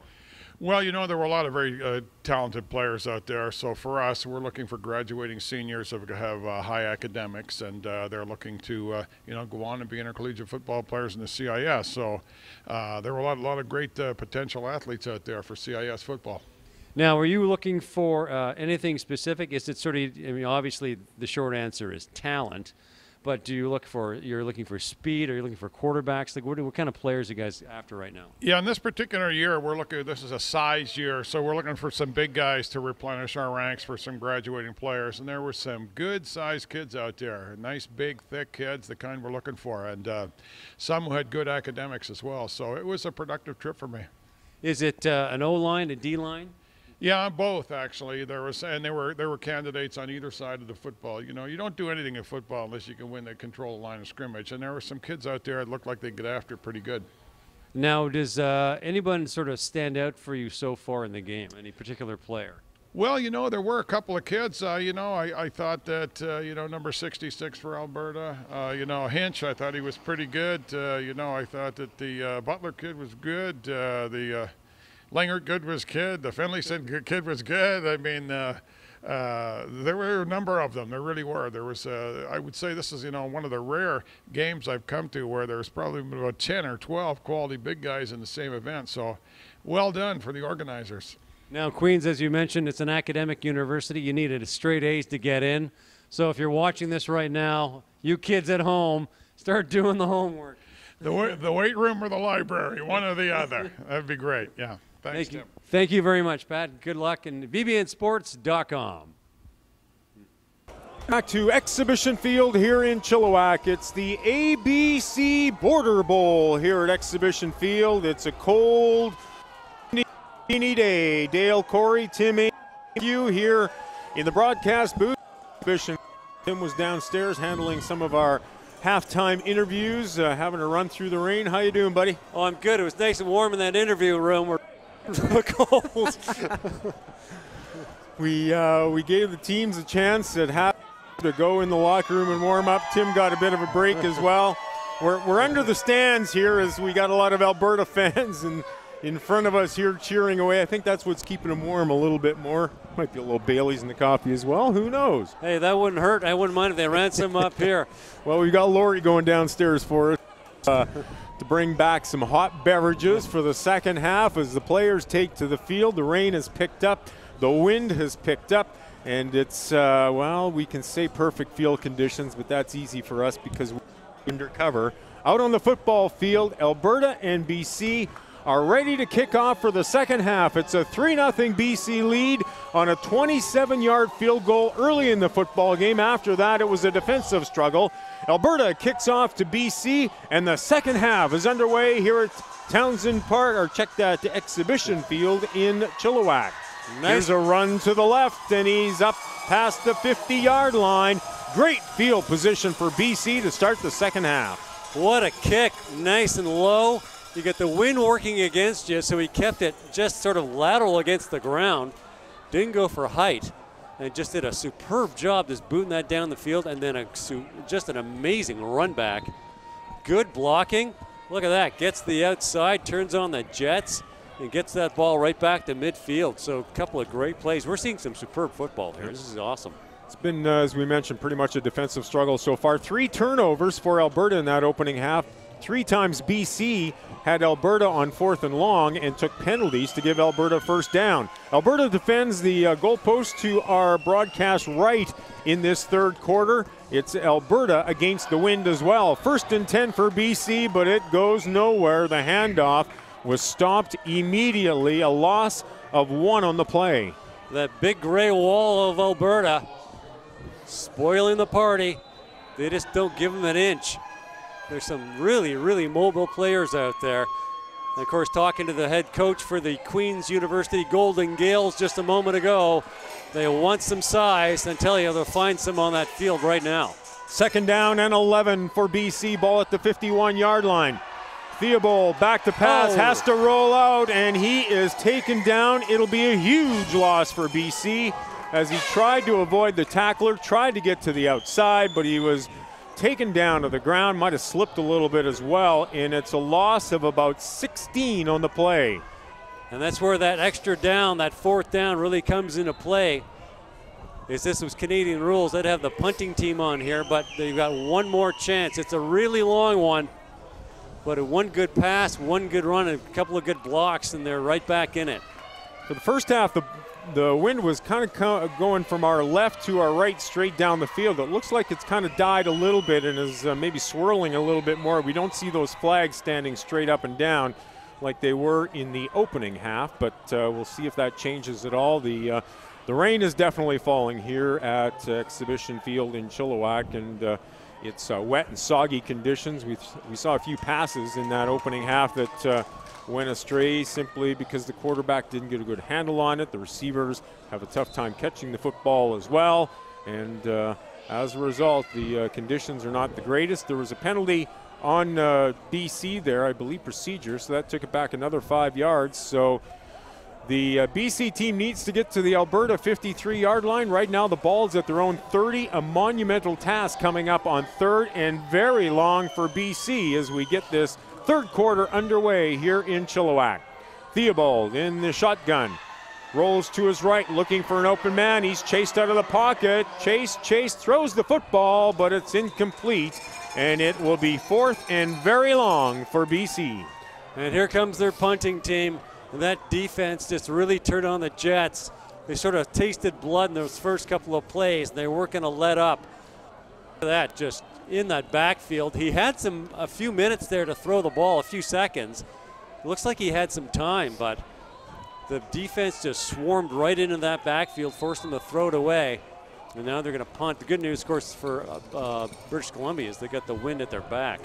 Nice snap. Well, and great job by the Alberta defense as he rolled out, tried to find an receiver. Alberta had everyone covered. So the punt comes down at about the 35-yard line, but no running room whatsoever there for the Alberta return as he is taken down virtually immediately. Ball will be placed at about the 36-yard line, and that's where Alberta will go against the wind here in this third quarter.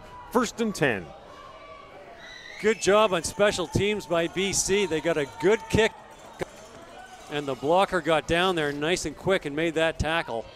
Didn't give him any room. He pretty much got his hands on the ball and was brought down almost in the same instant.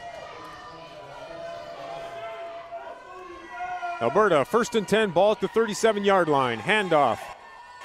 Middle leg, and it's across the 40 to about the 4-yard line. Should have a gain of about 8 on the play. We saw a couple of quarterbacks for Alberta in the opening half, and we'll see who they go with. Connor Jorgensen, who started the game, and Morgan Hides out of Chestermere finished off that opening half, and each team carrying a few quarterbacks, a lot of players through their selection process. So we'll get a chance to see who Alberta goes with here in this third quarter. 2nd down and about 2 yards to go. Handoff straight up the middle. Big run there across the 50-yard line up near midfield, and it's an Alberta 1st down. Nice bit of running, 2 back-to-back solid running plays. Offensive line is opening up the pathways, allowing their boys to punch it through. And we have changing quarterbacks, of course. You want to showcase all the kids in a game like this. So expect to see a few different players on the field in the second half. Alberta in the gray uniforms with white lettering. BC with white uniforms and basically white lettering as well. Outlined in black, but still tough to pick out some of the numbers. Here on 1st down, no room at all as he goes off left tackle. And the BC defense comes up big. It'll be 2nd and long. Nice bit of plays there, shuts them down, sets up a 2nd and about 9. That defensive line getting in there, just pounding them right at just past the line of scrimmage. A cold, windy, rainy day here at Exhibition Field in Chilliwack, but don't tell that to the players. They may not feel it till after the game, because I'm sure they're pumped up with all the scouts in attendance here today, putting their football careers on the line to some degree. Here's a handoff off left tackle, but taken down in the backfield. It'll be a loss of about 3 yards on the play. Morgan Sherman, number 1, is in at quarterback now for Alberta. Handed off there, but it's a loss of 3. Levi Murchison out of Mission, 5'11", 200 pounds, in on that tackle. 5'11", 200, big player, but not big for a lineman. But he's got some wheels, and he's a little bit shorter, so he's got that low center of gravity. Just got his arm in there and pulled him down. Good D. 3rd down and 11 yards to go. Alberta from the 52-yard line. Handoff straight up the middle. Not much running room again, and the BC defense comes up big on 3rd down.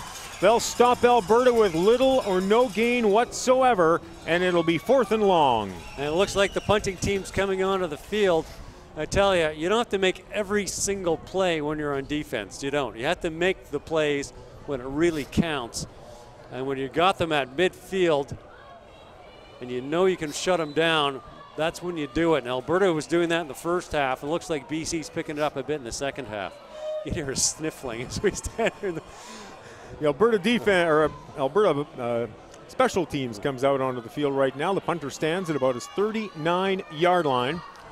4th down and 10 yards to go for Alberta. They're kicking against the wind. He'll put this one up. Good driving kick. Nice kick. This one will come down at about the 30-yard line, taken at the 25.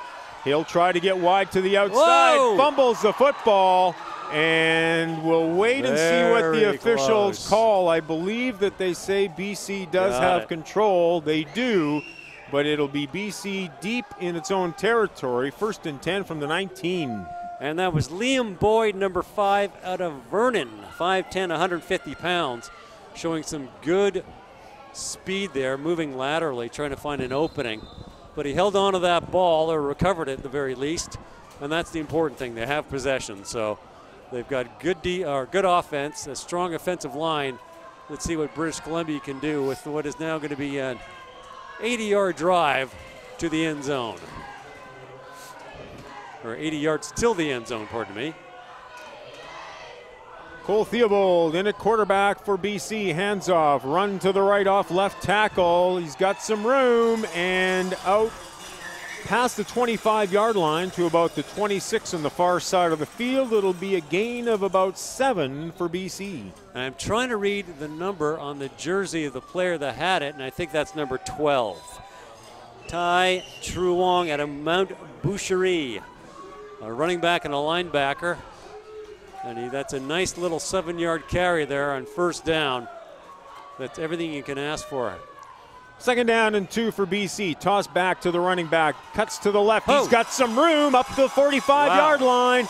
Up over the 45 to the 46. It's a big gain for BC. They'll move the yardsticks. First down, British Columbia. And number 33 for Alberta made the tackle there. Liam Johnstone at a Grand Prairie. I tell you, he's pretty much saved a touchdown on that play. Well, him and another player brought them down. But yeah, if they don't make that tackle, he is gone. Oh, yeah, great tackle in the play by the Alberta player. 1st and 10, ball at the 46-yard line. To the right side, in across the 50, up to about the 52. It'll be gain of 7 on first down. We got some good running here. Well, BC's really got some pop in their step. They're really moving that ball nicely up the field. No huddle again for this BC offense as they try to push Alberta a little bit more. Don't give them a chance to get set up. It's 2nd down and 4. Handoff goes to the left. The flag is down on the play up to about the 54 until he was driven back into that offensive backfield. But there is a flag down with BC looking at 2nd and 4. And the flag came behind the play, well after the ball was snapped. So we'll see what the officials call it. Nice bit of running there, though. Almost looked like he had a first down for a second there. He was up near the midfield stripe, but we'll wait for the officials. Looks like it's a hold against BC, likely on the run. And looks like another penalty as well against BC. So could be a couple on this play. And they will march it back into BC territory. It was up near midfield, but they'll take the ball back. And that'll put BC into a long situation here. It'll be 2nd down repeated, but it'll be 2nd and what was going to be 13, and now they march off the 2nd penalty. So we've seen BC in tough a few times here now, and they've taken some costly penalties in this game. It'll be 2nd down and 23 yards to go. Ball at the BC 32-yard line. And the rain has really picked up. And the wind has as well, as we see those flags flying straight out. BC has the wind at its back here in the 3rd quarter. 6.5 minutes to go.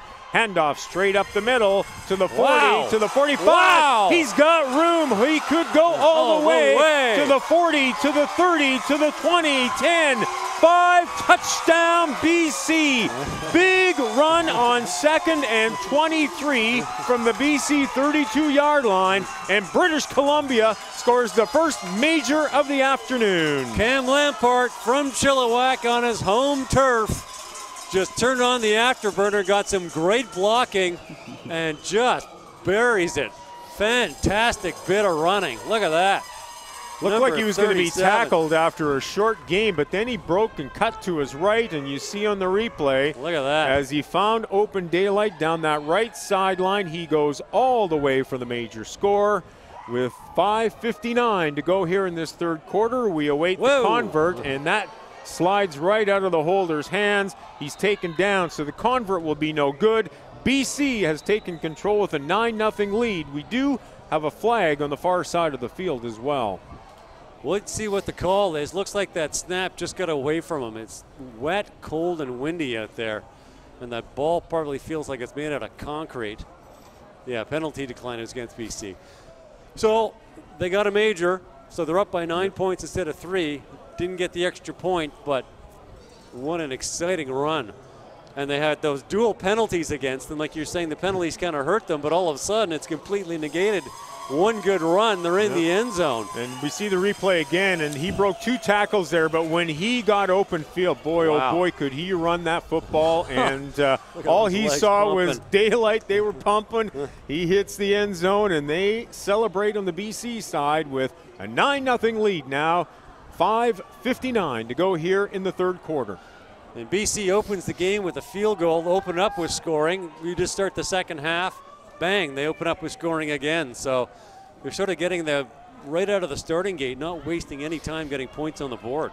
Really socked in now as we look across here at Exhibition Field. We barely see the outline of the mountains to the south of Chilliwack, but not much at all. We knew it was coming out this way from Vancouver today, and it's just got worse as the day has progressed.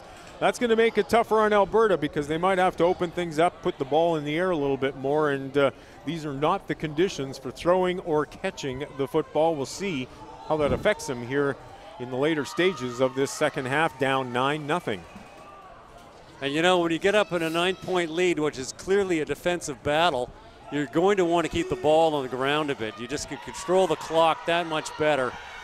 And it sort of, whoa, looks like some nice little tackling there. Kickoff taken at about the 25, moved up to about the 31-yard line. That's where Alberta takes over, 1st and 10. Alberta playing into the wind here in the third quarter, and BC doing the right thing in that they're capitalizing with the wind here in the third, picking up a touchdown, going up 9-0.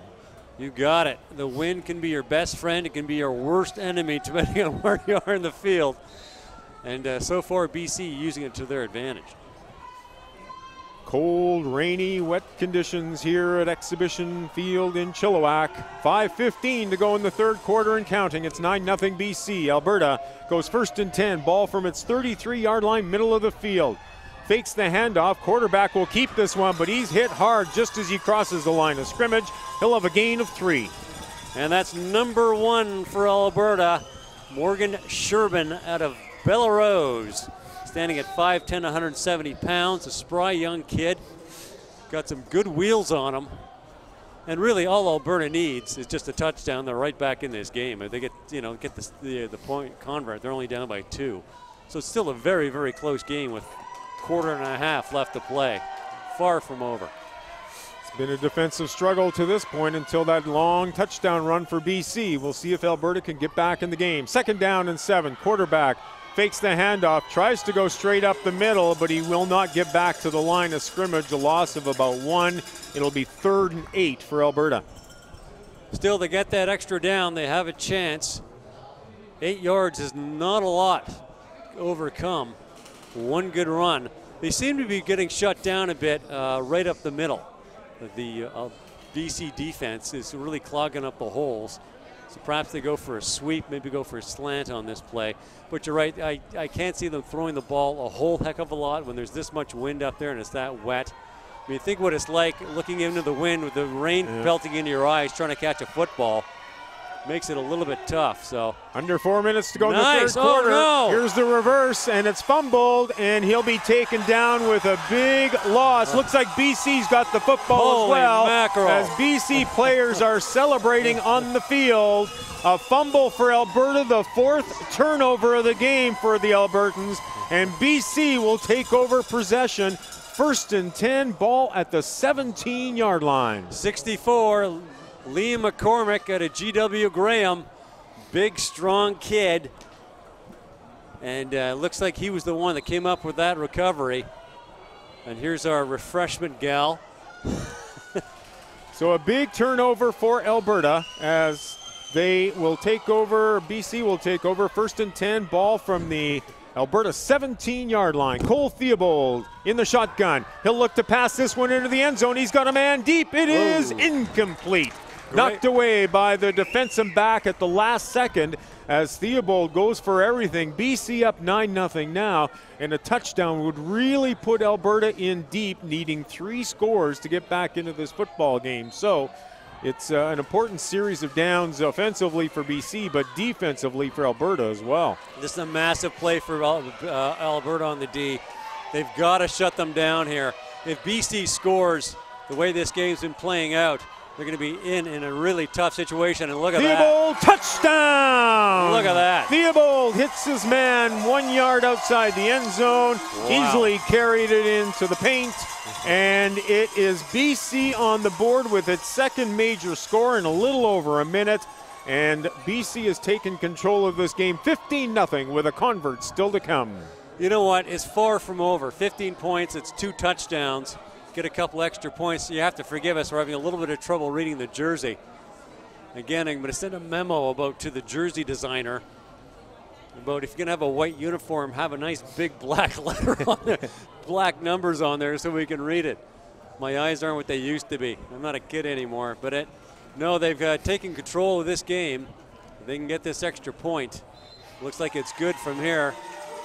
2 plays, and what a difference it makes. Alberta tried the reverse on second down to try to get some yardage. They fumbled the football. BC recovered it at the 16. One play later, Cole Theobald passes into the end zone. The convert is good, and BC has now taken a 16-0 lead with 2:26 to go here in the third quarter. The good news for Alberta in the fourth, they will have the wind at their backs, but how far will they be behind, and how much catching up will they have to do at that point? You know what? One big play can really turn a game around, and that was a very big play for BC, to recover that fumble. But the same thing can happen for Alberta. A quarter is a lifetime in the game of football, and 2 touchdowns, a couple of really good plays, and they're simply right back in it.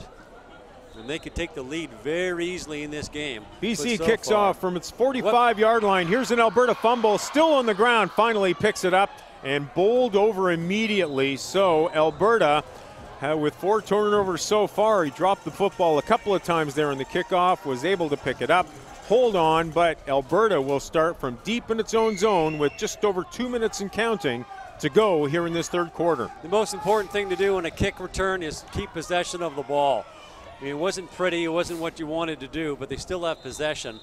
The ball is there. That's the end of the third quarter, so they'll switch ends. But Alberta is a very good team. They got some superb players on this team, and I would not surprise me at all to see a nice fourth quarter comeback. Wouldn't that be exciting to see them sort of really get things going?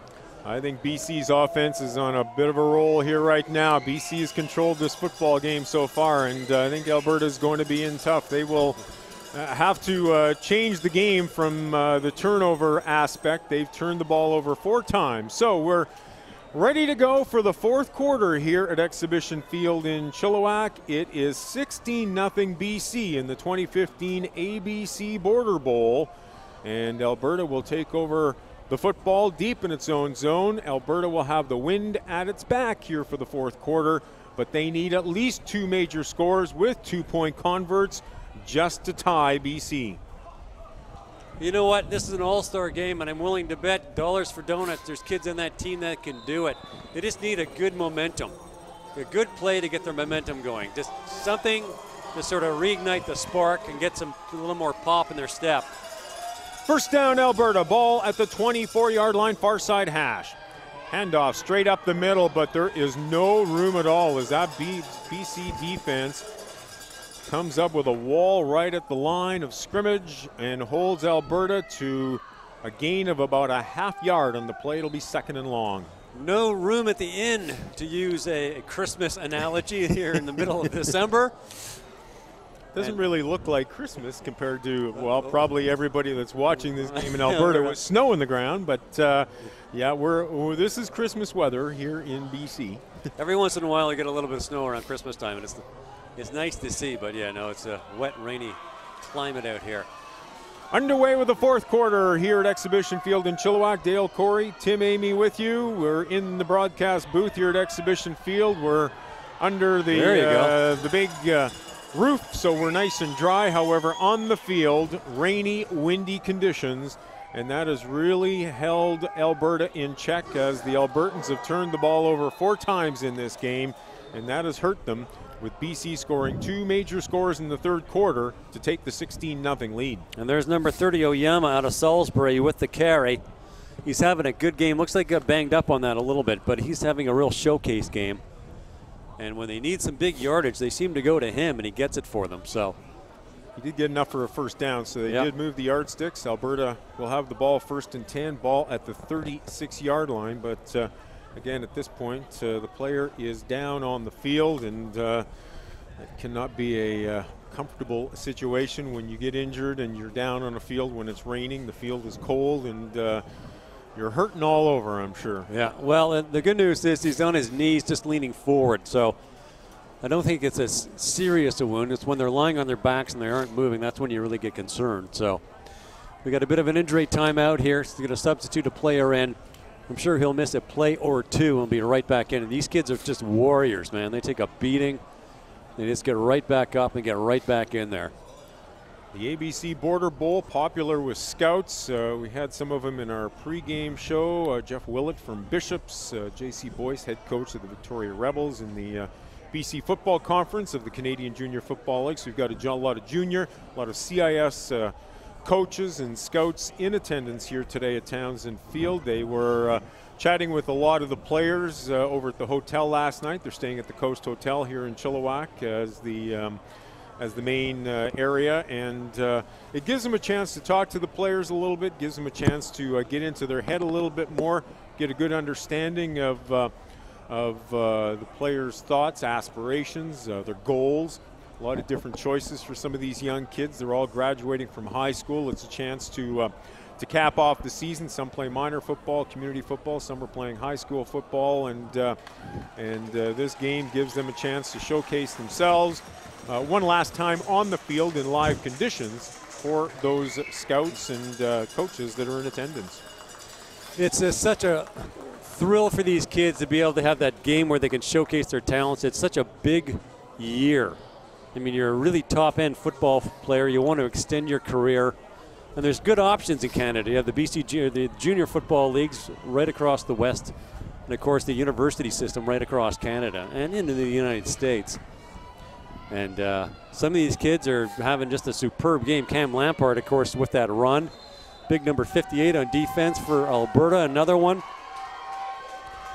And the wind really starting to pick up here as the rain looks like slows down a little bit more, but the wind picks up here at Exhibition Field. You can't win. Yes, you can't indeed. Here's a pass on first down. It is caught up near the 45-yard line. Should be gain of about 5 for Alberta as we get play underway. And this Alberta team needs to put its offense together here in the fourth quarter, down by 16. Well, that was a nice play. It looks like he almost got a first down on that, if I'm not mistaken, or maybe I'm off a bit. Looked like it was complete, but they have put the ball back at the 35-yard line. So maybe they didn't have didn't get a chance to see the replay either. So it is second down and 10 for Alberta.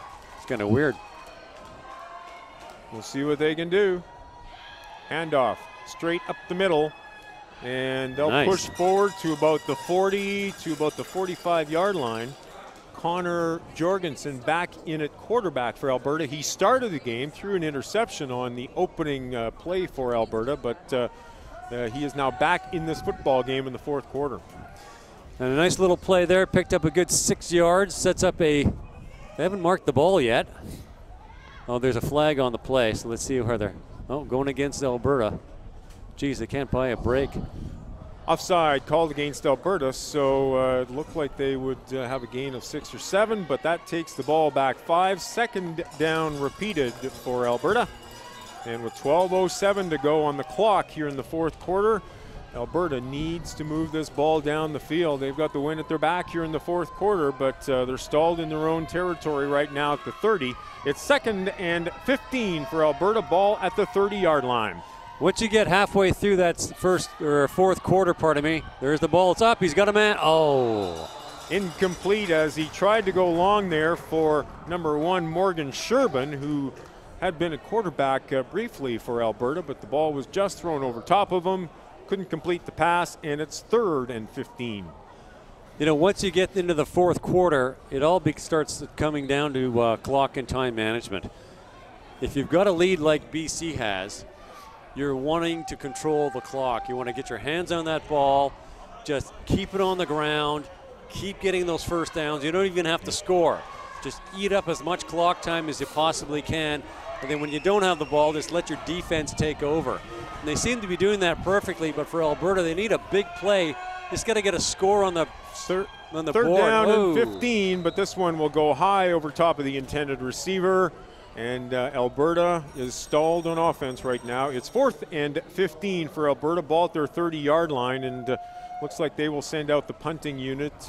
Important time of the game here. Alberta needs some points, but you don't want to give the ball up deep in your own zone. No. Allow BC to put it in, because you got to think any more points for Alberta this time forces Alberta to score 3 times. At this point, they can score touchdowns and 2-point converts to tie, but any more BC points and they would have to score 3 times. So the punting unit is out there right now for Alberta as the punter stands at about his 15-yard line. The BC return men at about their own 35. With the wind, Alberta, good kick. This one will come down to about the 40-yard line. He'll cut to the right side, try to get some room to the outside, but not much there. Sean Stewart nice. with the ball. He is taken down at around the 40-yard line, and that's where BC starts 1st and 10. Nice punt there. He does have the wind at his back, but that's exactly what you want him to do. Just get that ball as far down that field as you possibly can. So Alberta's defense, their job right now is to do a 4 and out. To shut them down on 4 straight tries and get that ball back and just get some points on the board. Once you get some points on the board, you've got some momentum and you've got some breathe a little more life into your game.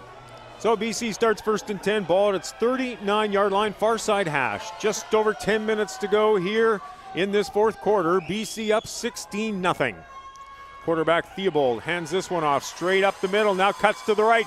Big yardage across the 50, across midfield, and into Alberta territory. It's a 1st down BC.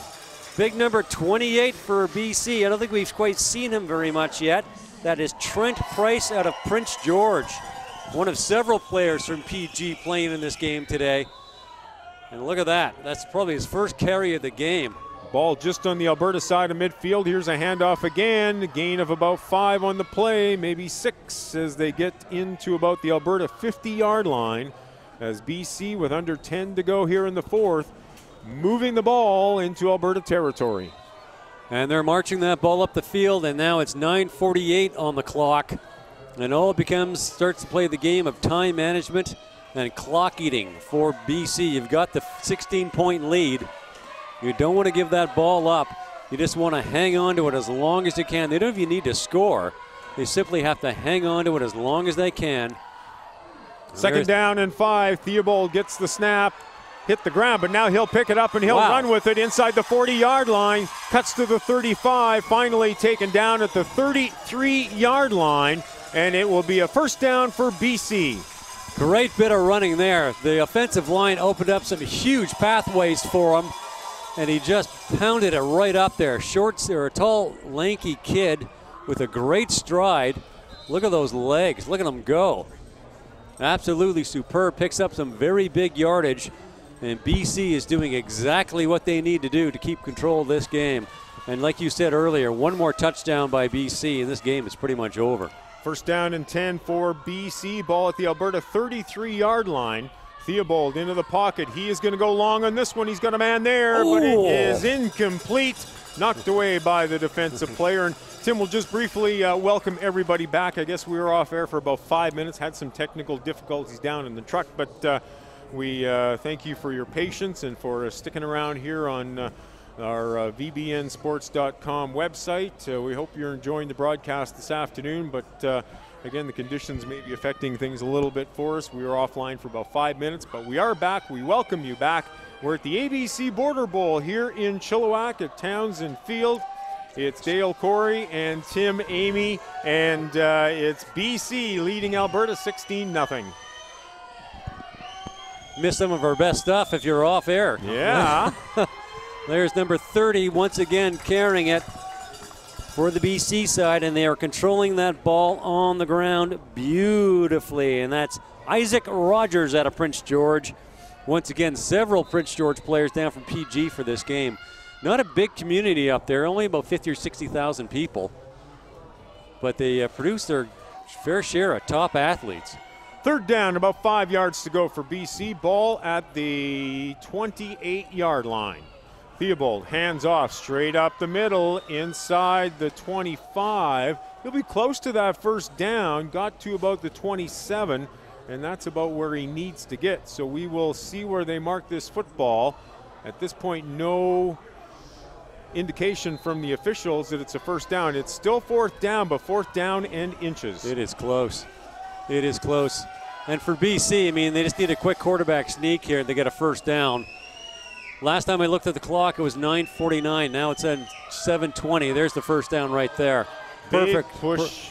Perfect play. Big push up the middle for that BC offense. And yes, they will move the yardsticks. And Tim, you hit the nail on the head earlier talking about time being a factor. And that's exactly Alberta's worst enemy right now. It is. And the clock's ticking. Now we're down to just under 7 minutes. And they're pushing it. BC is just, they've come alive. Like they've got that 2 touchdowns to start this second half. And you can just see they've got so much more pop in their step and springs in their legs. And Alberta's starting to feel it. And sometimes I wonder, in the cold, wet conditions, if you're coming from a very arid climate like Alberta, if you come into the dampness, does it affect your game halfway through? Like, does it really start to seep in if you're not used to it? It chills you to the bone, Timmy. It chills does. you to the bone. It does. Look at this. This could be a touchdown. Oh, ball live. That is a live ball. You jumped right out of your shoes there, Holy buddy. smoke, that sucker popped out. That's an Alberta ball. It's got to be around the 1 yard line. So holy mackerel, talk about catching a break. BC looking at trying to put points into the end zone and on the scoreboard that could finish off Alberta, but there was a fumble at the 1 yard line, so Alberta, with under 6 minutes to go, still has some life. Down 16, but they've got the football deep in their own zone as the Alberta offense comes on the field. This is going to be a 100-yard drive, or 110-yard drive, I guess, with the 55-yard line. And Alberta has got just over 5 minutes to get 2 touchdowns and 2 two-point converts just to tie this game. Can they do it? Wouldn't that be amazing? So in a quarterback for Alberta, Connor Jorgensen, number 2, stands in his end zone. Here's a fumble right off the snap, but it looks like Alberta has recovered. However, that would be a 2-point for BC. No, it looks like they got a touchdown. Maybe they got the ball there. Well, what's going on? It looked like Alberta had recovered in the end zone, but then BC players started celebrating. Let's see what they say in the score clock. They didn't. I believe it's a safety. I believe it's just a 2-point safety, which BC is celebrating because that would give them, 1 point. So it's a 17-point lead, which puts Alberta in a position of needing 3 scores to get back into the game. Yeah, that was a big break. Just a low snap, couldn't get a handle on it. And the way BC was celebrating there for a second, I thought they had a touchdown. Looked like the Alberta running back had fallen on top of the ball, but since he did it in the end zone, that gave BC points.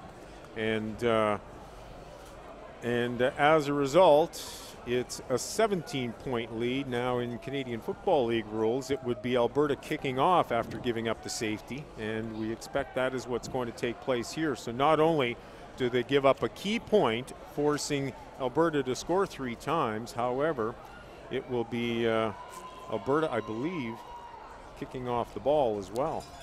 We're going to wait and see here as we got all the players milling around midfield, and we'll get an indication pretty quick as to what takes place. Looks like Alberta or BC will take over the football at their own 35-yard line, so they don't receive the kickoff. However, BC does get the football, and that makes it very tough on Alberta right now with under 5 minutes to go in this game, and BC holding on to a 17-0 lead. And I believe it was Alberta coming back. The last game we played this was in the March. There's a flag on that play with the late last-second win. And it was a real nail-biter. And it looks like BC could be taking it this time. Game's not over yet. 4:27 to go on the clock. But the BC in white is doing a superb job managing this clock in the 4th quarter. And that's really all they need to do. Just hang on to that ball for as long as they can. 4 turnovers in this game by Alberta has really hurt the visitors in this football game. They have turned the ball over. BC has capitalized. It was a close 3-0 lead at the half.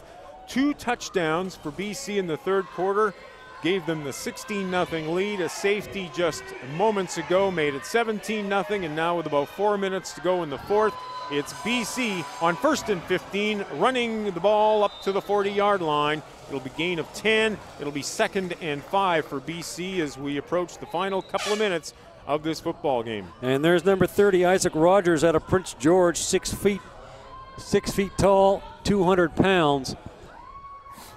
Getting that carry once again. There's a penalty against British Columbia. But they've had some good running backs on the BC side.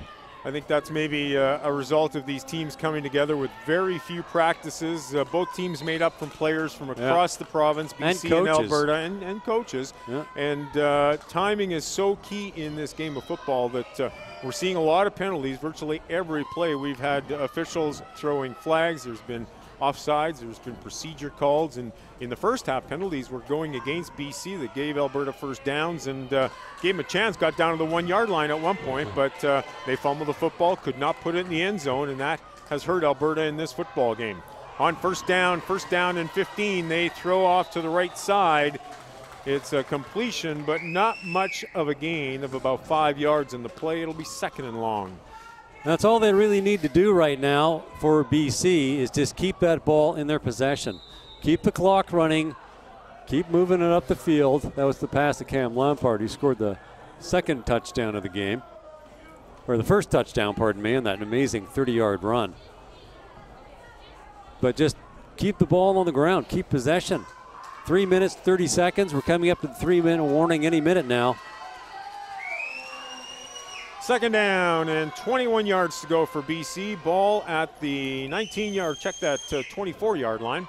Handoff to the right side off right tackle. Whoa. Breaks a tackle there. Yo. Another tackle. And he's up past the 35-yard line. Nice run there. Still short of that first down, but he got past the original line of scrimmage as we approach the 3-minute mark left to go here in this fourth quarter. And I can't tell, I think that was number 28, if my eyes don't deceive me. And that is Trent Price. Once again, another player out of Prince George, showcasing his talents in this Border Bowl. And that was a very big carry that got them out of a deep hole. It's 3rd and about 7. But, I mean, that's a heck of a lot better than 3rd and 15. So BC controlling the football here in the fourth quarter with a 17-0 lead. It's 3rd down and 7 yards to go. The snap is fumbled again. Whoa! Look at that, BC, Alberta. Alberta's got control of the ball. They've still got a little bit of life yet as the snap was fumbled by the BC quarterback Theobald, and Alberta picks up the ball, and they'll take over 1st and 10 at the BC 30. Number 72 coming in there, just laying the body, keeping them away from that ball and allowing for the fumble recovery right on the 30-yard line. 50-50 winner, you got it? I didn't buy a ticket this time. I often think about buying a ticket, but if I'm on the booth and I win, I mean, how's that going to look, it's just not going to look good, buddy. 1st and 10, Alberta at the 30-yard line. Quarterback back to pass, and he throws it into the 5, but it's incomplete. He looked like he might have had control for a second, but the throw was a little low. He had to go down for it, and it hit the turf first. So with under 3 minutes to go, Alberta down 17. It'll be 2nd and 10 from the BC 30. They're getting close. They're close enough. One good run, and they're in field goal range. One good run, really good run, they're in the end zone. And they need to get to the end zone a couple of times here in the later stages of this fourth quarter, under 3 minutes to go. 17-0, BC leads it. Looked like there might have been offside, but no flags in the play. Quarterback into the pocket. Jorgensen now rolls to the right. He's being chased there. He'll put this one up in the air, but it's incomplete. It would have been outside of the sideline area and out of bounds. So incomplete on 2nd down. It'll be 3rd and 10 for Alberta. And the last thing Alberta wants to do is give that ball over to BC. 2:40 to go on the clock with 17-point deficit. And, I mean, you can eat up 2.5 minutes on a football game like nothing. It takes, 3 first downs and you're done.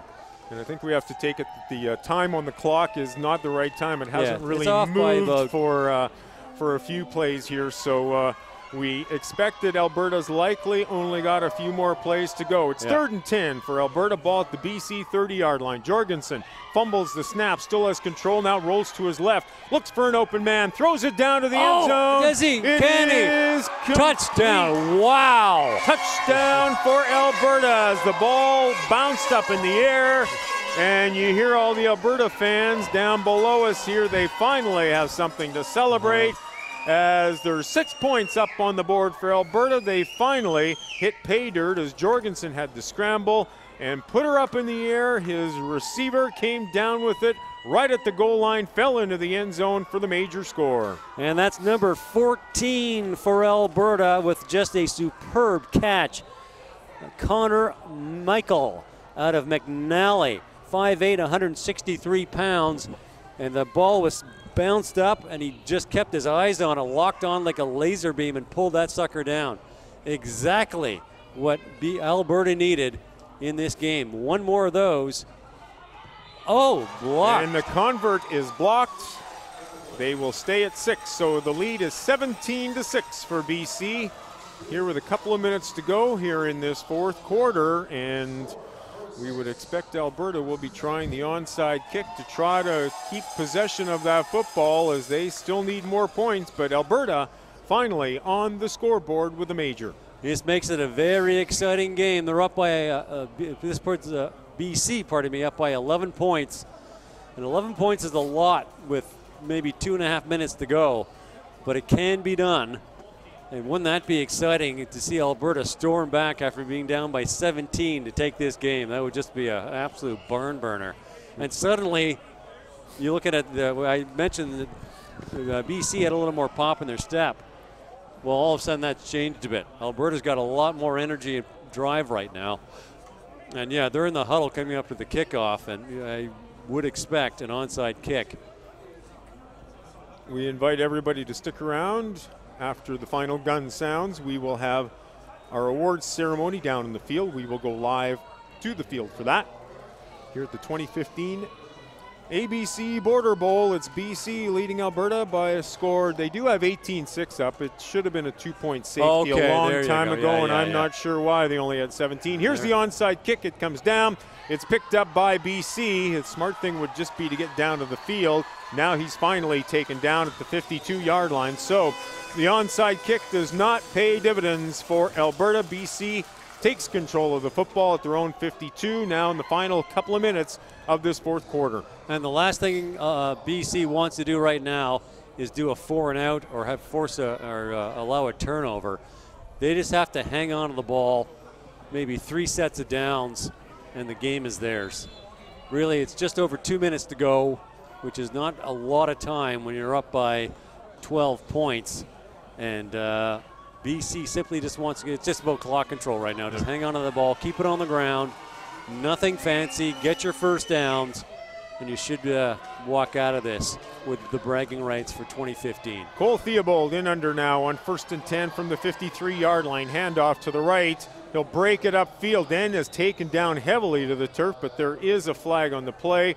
Holding is the initial call from the official, so that should negate this run and move the yardsticks back 5 yards. Once again, it was turnovers for Alberta, and it's penalties for BC.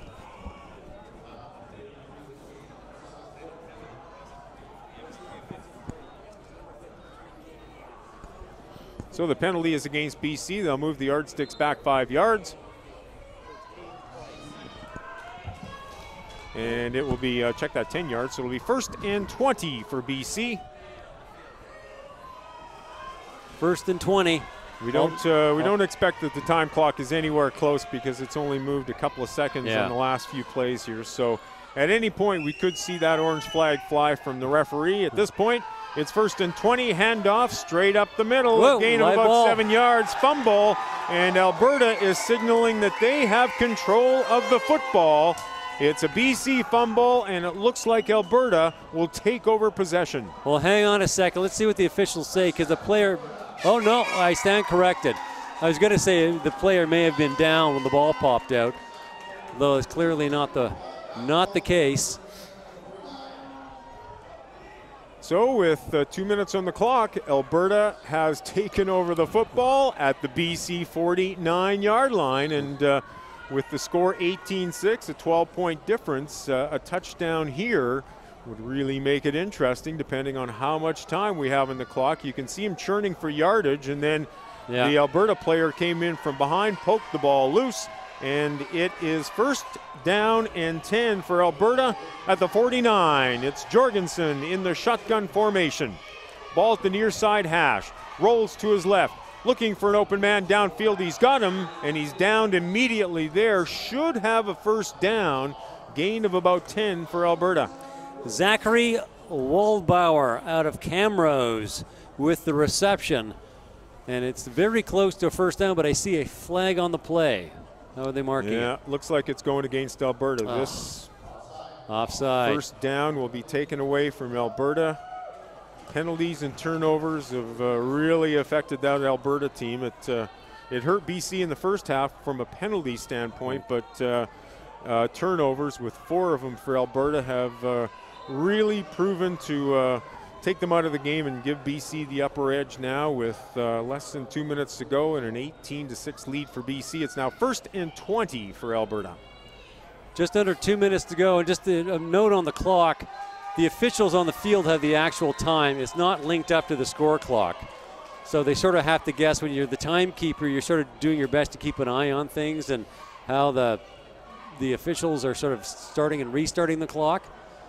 A little bit of a confusion there. They're moving the Well, they marked it off 10, and it should have only been 5 for offside. So that's why. Anyway, that's why the clock is always off when you're always watching these games. The clock is not linked from the field onto the timekeeper, so the timekeeper usually has to do the best they can to get it within a few minutes. So, but it's close. It's a close game. We're guesstimating at this point as to how much time is left. Alberta is down by 12. Jorgensen back to pass, throws it into the flats. No one there. And good coverage on the part of the BC defensive backfield there, as Jorgensen had nobody open, and it's second and 15. I wonder if I'm Alberta, do I send a guy to the end zone looking for a pass? Just Hail Mary it right to the end zone, because it's only 2nd and 15. So you make that reception, or you don't make the pass, pardon me, you've got 2 more tries at it. Well, if there's officially a minute and 50 left, there's still plenty of time. They need 2 scores, and if they can work this down and even get a touchdown in the next minute, if that 150 is true, then they've still got time on the clock. Here's Jorgensen on 2nd and 10. Nice. He'll go long again. This one is caught, and look he's out. got open space to the end zone. Touchdown, Alberta. We got a football game. Look at that. Wow. What a play. Hey, I called it. Look at that. There you go. So that makes it 18-12. Suddenly it's a 6-point game with just over a minute to go. This is a very close game. Amazing how quick. It was 18-0 just seems like a second ago. And now they're within 6. So if they can get the 1-point convert here, that gets them within 5, and help me with my math, 1 touchdown, they win the game. Wouldn't that be a comeback? They would do that, yeah. It's a 6-point lead right now. They will go for the 2-point convert.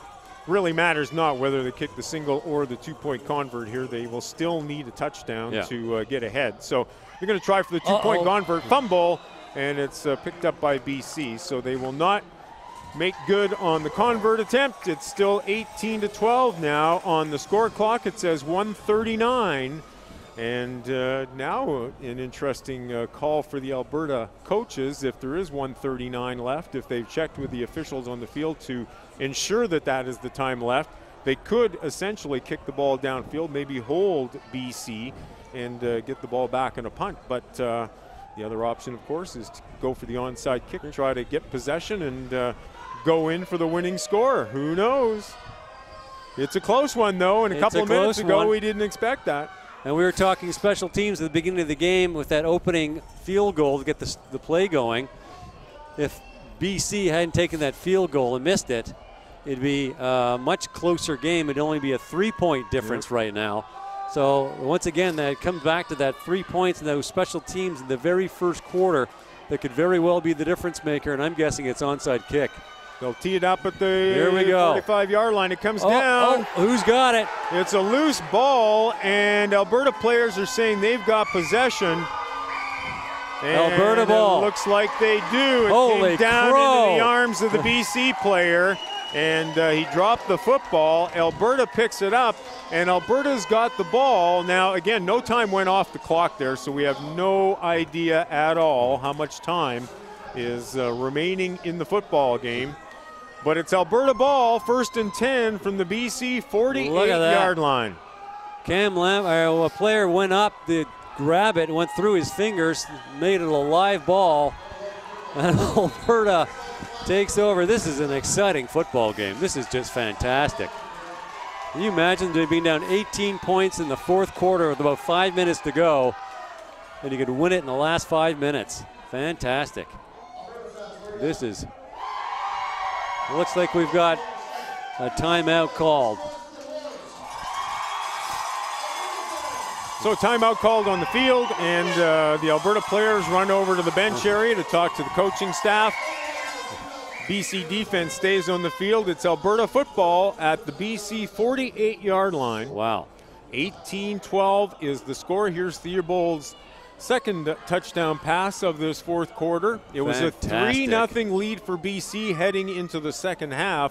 BC scored 2 majors in the third quarter. Alberta's come back with 2 majors here in the fourth quarter. It's now an 18-12 game. And we've got ourselves a barn burner here at Exhibition Field. And saying anything is a burner is tough because it's cold, wet, windy conditions here at Exhibition Field. But the game still continues. And again, we have no sense of how much time's left in the clock. There cannot be very much. But Alberta is going to get a chance at the winning points. And you know what? They had that great passing play to get them within 6. It would not surprise me at all to see them put that ball up in the air and go for that end zone in this next 4 tries. They want to get it in the end zone. Connor Jorgensen in the shotgun. He'll throw into the flats. This one is incomplete. In and out of the intended receiver. And it'll be 2nd and 10 for Alberta. Very dangerous play. That ball was up. He had double coverage by the BC, and very easily could have picked that ball up off in the air in the deflection. Very dangerous play. But if I'm BC and I'm on defense, I want to force them to throw that ball shallow. I want to have really good coverage deep towards the end zone to make it short passes to make it that much more difficult to get into the end zone in a quick play. 2nd down and 10 for Alberta. Jorgensen in the shotgun, rolls back, throws this one, but it's incomplete as the player got it into his mitts but then dropped it, and he was all wrapped up by a BC defensive player as well. So it's now 3rd and 10 for Alberta. And the BC defense knows what it has to do, just get that ball back, and they're trying everything they can just to frustrate the receivers and the running backs. They want to get them off that game and get that momentum away from them. We got just over a minute left to play. They're up by a touchdown, and all of a sudden it's like your life depends on it. They were sitting with a comfortable 18-point lead just a few minutes ago, and that's now all but evaporated as Alberta comes storming back. And of course Alberta just has to get the ball into that end zone. That's all they got to do. 3rd down and 10 for Alberta. Ball at the BC 48-yard line, near side hash. Jorgensen shotgun, back to pass again. Holy He'll put moly. this one up long. He's got a man. It's complete. It's down inside the 20-yard line to about the 15, 14-yard line. They'll mark it, and it's a 1st down for Alberta. Unbelievable. This game is incredible. It's got everything. Well, the Alberta offense is starting to really catch fire here. And if they put that ball in the end zone, I mean, it'll come down to a 1-point conversion as to who wins this ABC 2015 Border Bowl. Timeout called by Alberta on the play, and so they will get a chance to discuss their next play over at the bench area there. Nice pass and completion. The Alberta player was wide open downfield, and it was Jorgensen able to complete the pass. And it's 1st and 10 for Alberta at the 14-yard line with, it says, 1:17 on the clock. 18-12 is the BC lead. And you know, it's so much of football. We think about the touchdowns and the runs and the passes. I'll say it again, it comes down to special teams, putting the ball through the uprights, good punts. If they had got the 2-point conversions or the 1-point conversions in both those touchdowns they had, a field goal would do it, but no can do. And of course, once again, I go back to the initial field goal in the first quarter to make it 3-0 for BC, and that could be the difference maker. We'll see how it plays out here, but this game is not over. 1st and 10 for Alberta. Ball at the BC 14-yard line. Final minute of this fourth quarter Alberta down by 6. Jorgensen into the pocket. He'll throw this one into the end zone. It goes up high. It is incomplete. Looked like the receiver had it in his hands for a brief second. He was falling backward, could not hold on. It's 2nd and 10. His feet almost sort of came out from underneath him as he turned to make that play. It looks like he sort of fell right onto his bottom and just couldn't get his hands forward enough to catch the ball and bring it in. Look at this. Turns and sort of, so close. But again, they've got two more tries at it from the 14-yard line. Plenty of tries and plenty of time to get it into the end zone.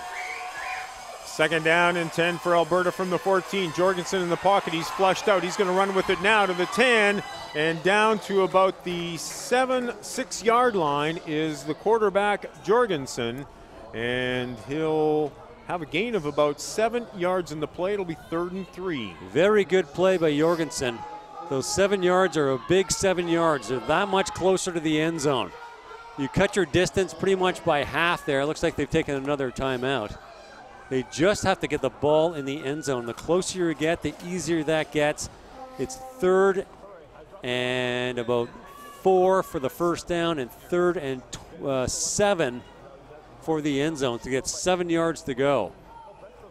And we've seen it all game. 7 yards is not much. One good carry, a little good blocking by your O-line, and you're in the end zone, and this game is tied. Wouldn't that be something?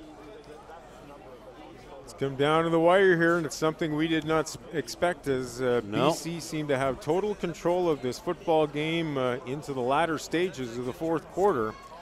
But Alberta's come storming back with 2 major scores, has moved the ball down to the 7-yard line. It'll be 3rd and 3 for Alberta. On the clock, it says 53 seconds. We don't know if they've talked with the officials to get confirmation on the exact time remaining. It seems like it's taken about 15 minutes to play the last 2 minutes, but it's Alberta. 3rd down, 3 yards to go. Ball at the BC 7-yard line, far side hash. Jorgensen in the shotgun formation. Takes the snap. He's chased out of the pocket. He'll throw this one in the end zone. It is incomplete. Incomplete. Ball knocked away at the last second. And it will be 4th down, Alberta. It will all come down to one play here to see if Alberta can put it in the end zone and tie up this football game. Such a close game, so exciting. It looked like this game at one point seemed all but over. BC just had to control the clock, keep the ball on the ground, eat up some time. But that Alberta can-do, never-say-die attitude has just come back in droves. 4th down and 3 yards to go for Alberta. Ball at the BC 7-yard line in the final minute, down by 6. Jorgensen in the pocket, rolls to his right. He'll throw it in the end zone. This one is incomplete, and BC will take over possession deep in their own zone in the final minute. And we're not exactly sure how much time. It says 35 seconds on the clock, and I'm thinking that's reasonably accurate, within maybe a few seconds. So really, it's just a 3 and out. Take a knee, and the game is yours. But wow, what a game. This has been so exciting. We've seen some great football. What are you going to take away from this game? Well, it's just, the control from BC in the first half and the comeback by Alberta in the second half and in the 4th quarter here. Yeah.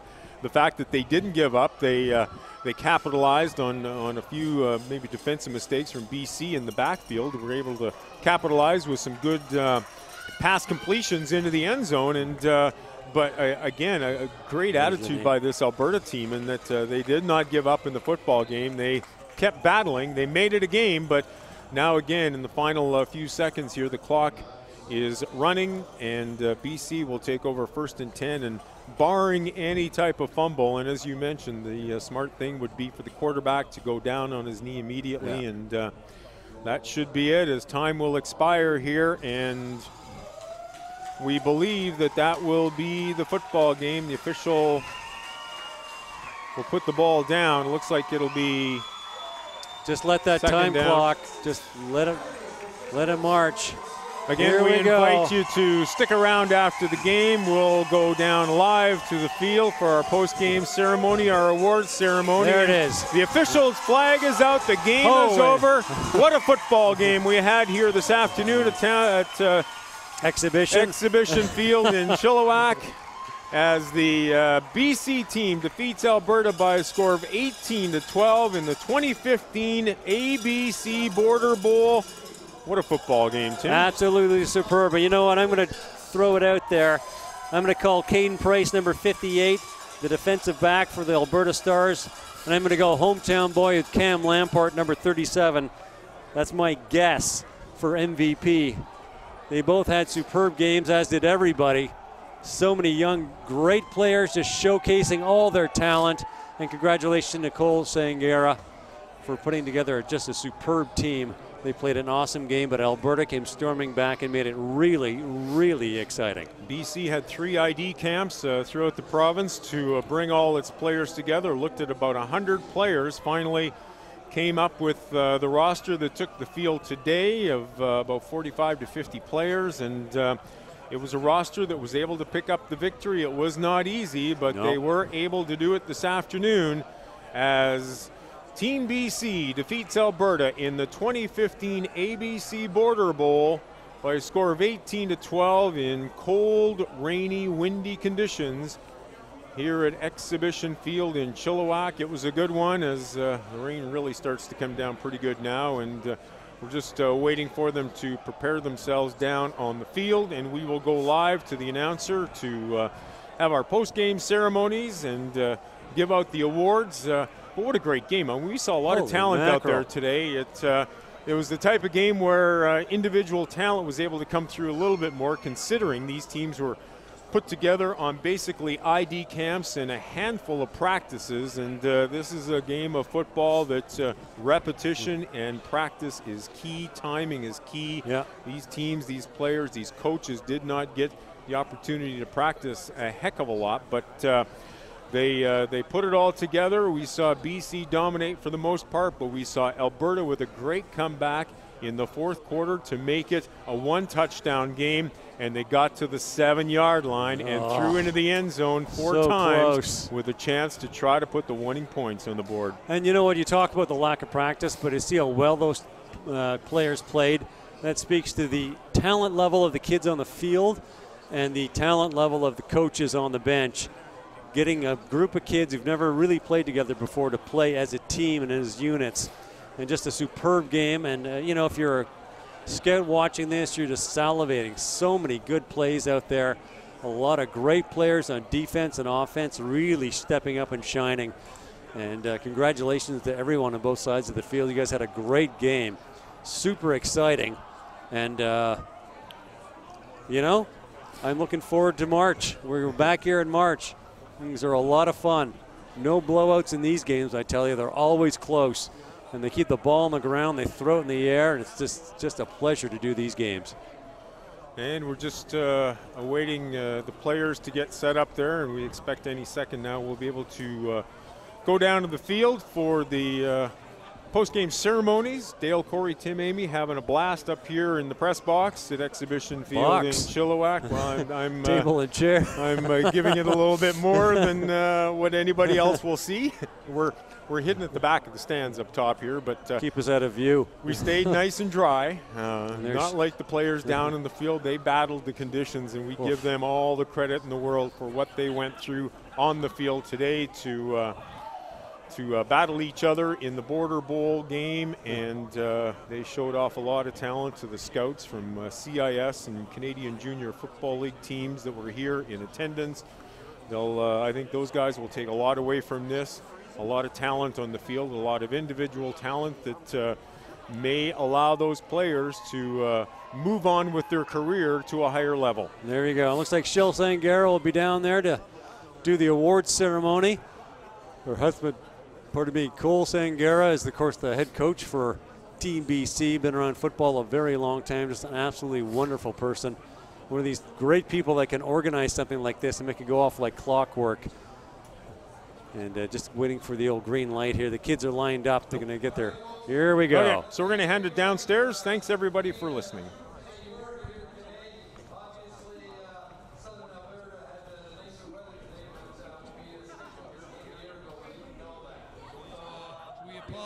and we will be talking to the global about this situation. Let's give it up to these fine young men from both teams.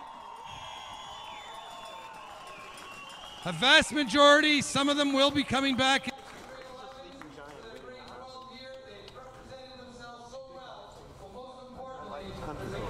That have just finished playing football league.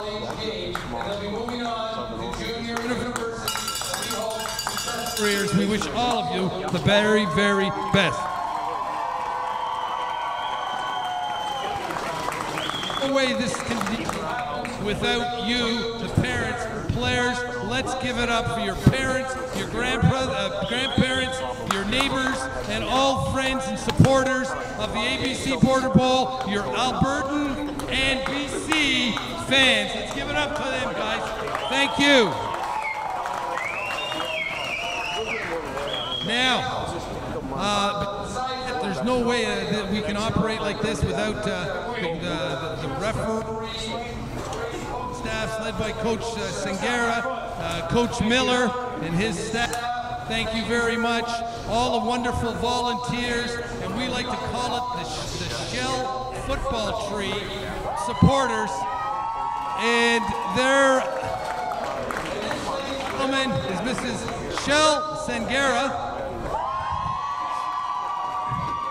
We want to thank all the teams that were here today. The Pat Sheehan from Queens, Jeff Willett from Bishops being here today, as well as all the junior programs. We know we had 34 schools watching us live right across North America today. A lot of boys, great opportunities for your future. And I must say, guys, just continue along the path, but make sure you take care of your business in the classroom, because boys, you're all going to have good future ahead of you. And let's springboard the ABC Border Bowl 2015 to successful futures and careers for these fine young men. Now, I want to thank all the family of the Shell family did they do the 50 show? So somebody already won that major jackpot? Was it somebody from Alberta won it? All right. I won't identify it because I know everybody been wanting a hot chocolate from me here. All the people who work the front gates, the timers, the announcers, the cameramen that out here pursuing careers, one day be working for CTV and Global, and they started at VBN, and it's the #1 webcaster in Canada, the VBNsports.com. And we want to thank Wayne Bjorgi and his terrific work and production for all today. And our announcer, of course, Joe Carter, and our official photographer, Rick McDonald. Thank you very much. And Susan McGraw, our travel agent, who has helped. Now, we will be moving on to the awards here. And I'd like to introduce to you from Bishop's University, Mr. Jeff Willett. We have 5 MVPs for each team. Defensive back, linebacker, D-line, O-line, defensive back, quarterback, and special teams. That's on each team. Overall game MVP. Everybody will receive their BC Border Bowl plaque, and we do know they're rainproof. They're just is running off now. It's not being soaked in that inexpensive wood. You know what I mean? And lastly, the overall MVP will be receiving a Baron ring, and we have one here today that'll be sized, so it'll be mailed to him official sizes. All right, start. Special teams. Special teams. Yeah. Okay, from Alberta.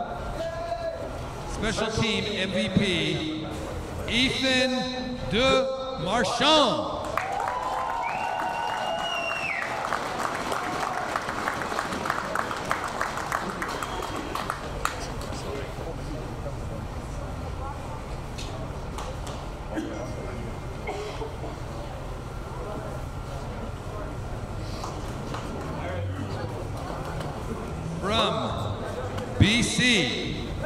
Special teams player was a tackle demon from WJ Mowat, Mr. Dion Pellerin.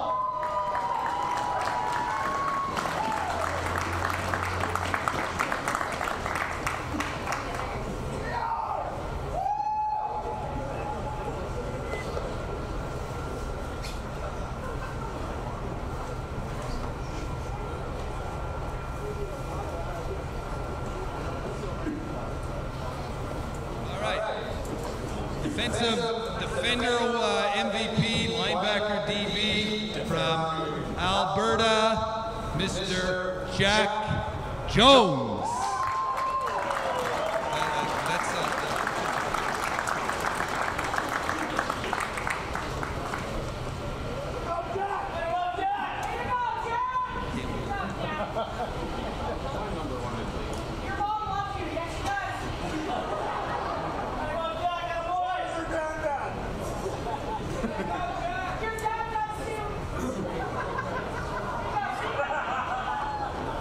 And from BC, Defender Award goes to one of the newer programs in BC from Argyle, Mr. Caleb Buckholtz.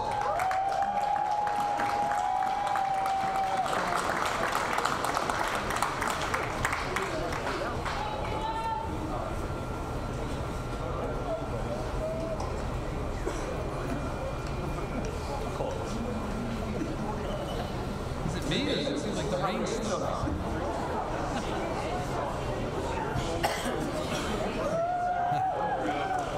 The defensive line MVP from Alberta by Red Deer, Mr. Caden Price.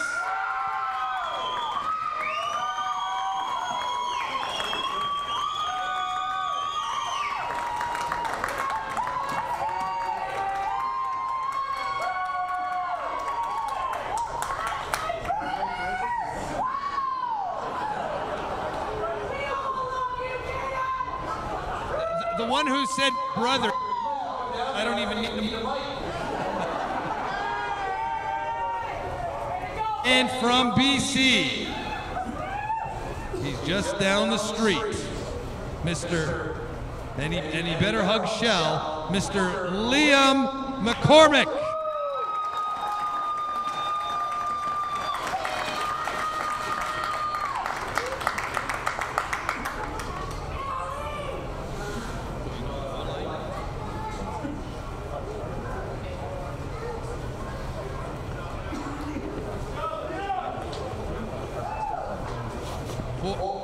Offensive line from Alberta via the sickbed from Cardston, actually, but he has been not the wellest guy the last 2 days. From Cardston, Alberta, Mr. Liam Hitch.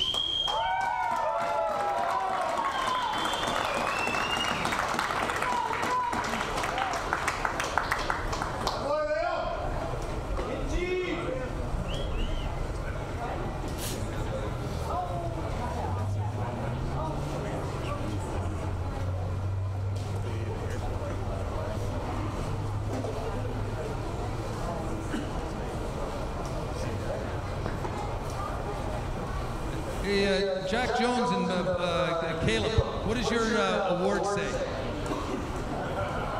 Does it say offensive back? You were given the wrong one. You gotta love the pen writing in the rain, but anyways, we're good. We want to thank actually Mr. Steve Pinnell and Mr. J.C. Boyce, the head coach of West Shore Rebels, for their outstanding work in identifying the MVPs.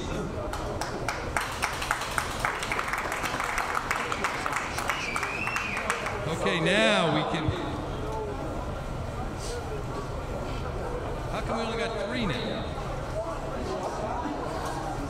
Okay, offensive lineman. On the offensive, we only got BC. From BC, offensive line MVP, black helmet, yellow face mask, and they called him a road grader, Mr. Cody Cruz.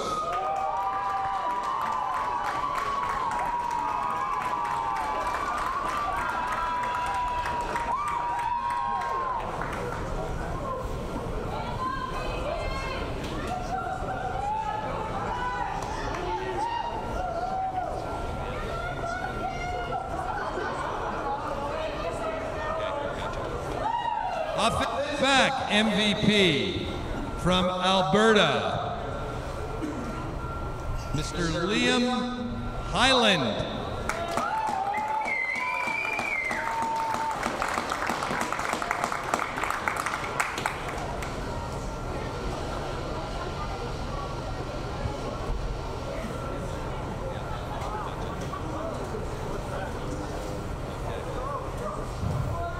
The offensive MVP, backfield MVP for BC, lives right here in Chilliwack, plays for the Chilliwack Giants. He's coached by one of the coaches on the staff here, Mr. Mike Dirksen, and from the Chilliwack Giants and the BC Current Stars, Mr. Cam Lampert.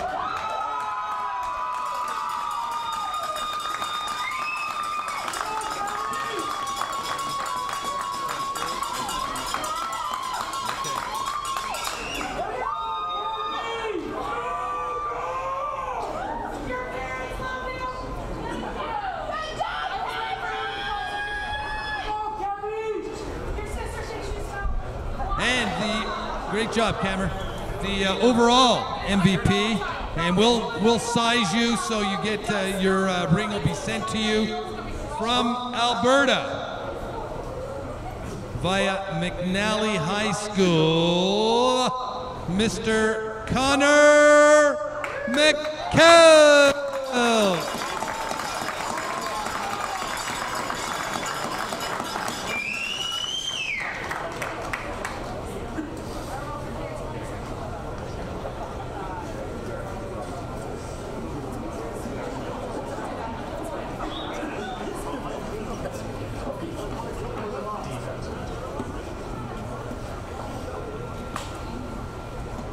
Now on BC, MVP, overall MVP, played at Terry Fox.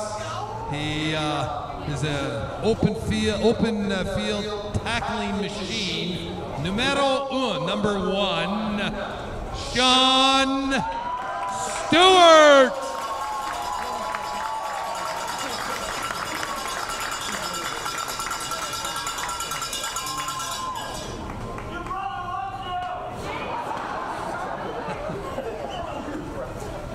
That's a good voice up there. Anybody? And now,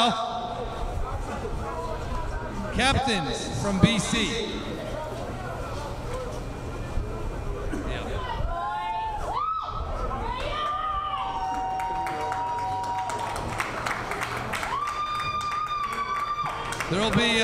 There'll be ginger ale in the dressing room there, guys. 2015 ABC Border Bowl Current Star champions. And I think this deserves a ground pound. BC!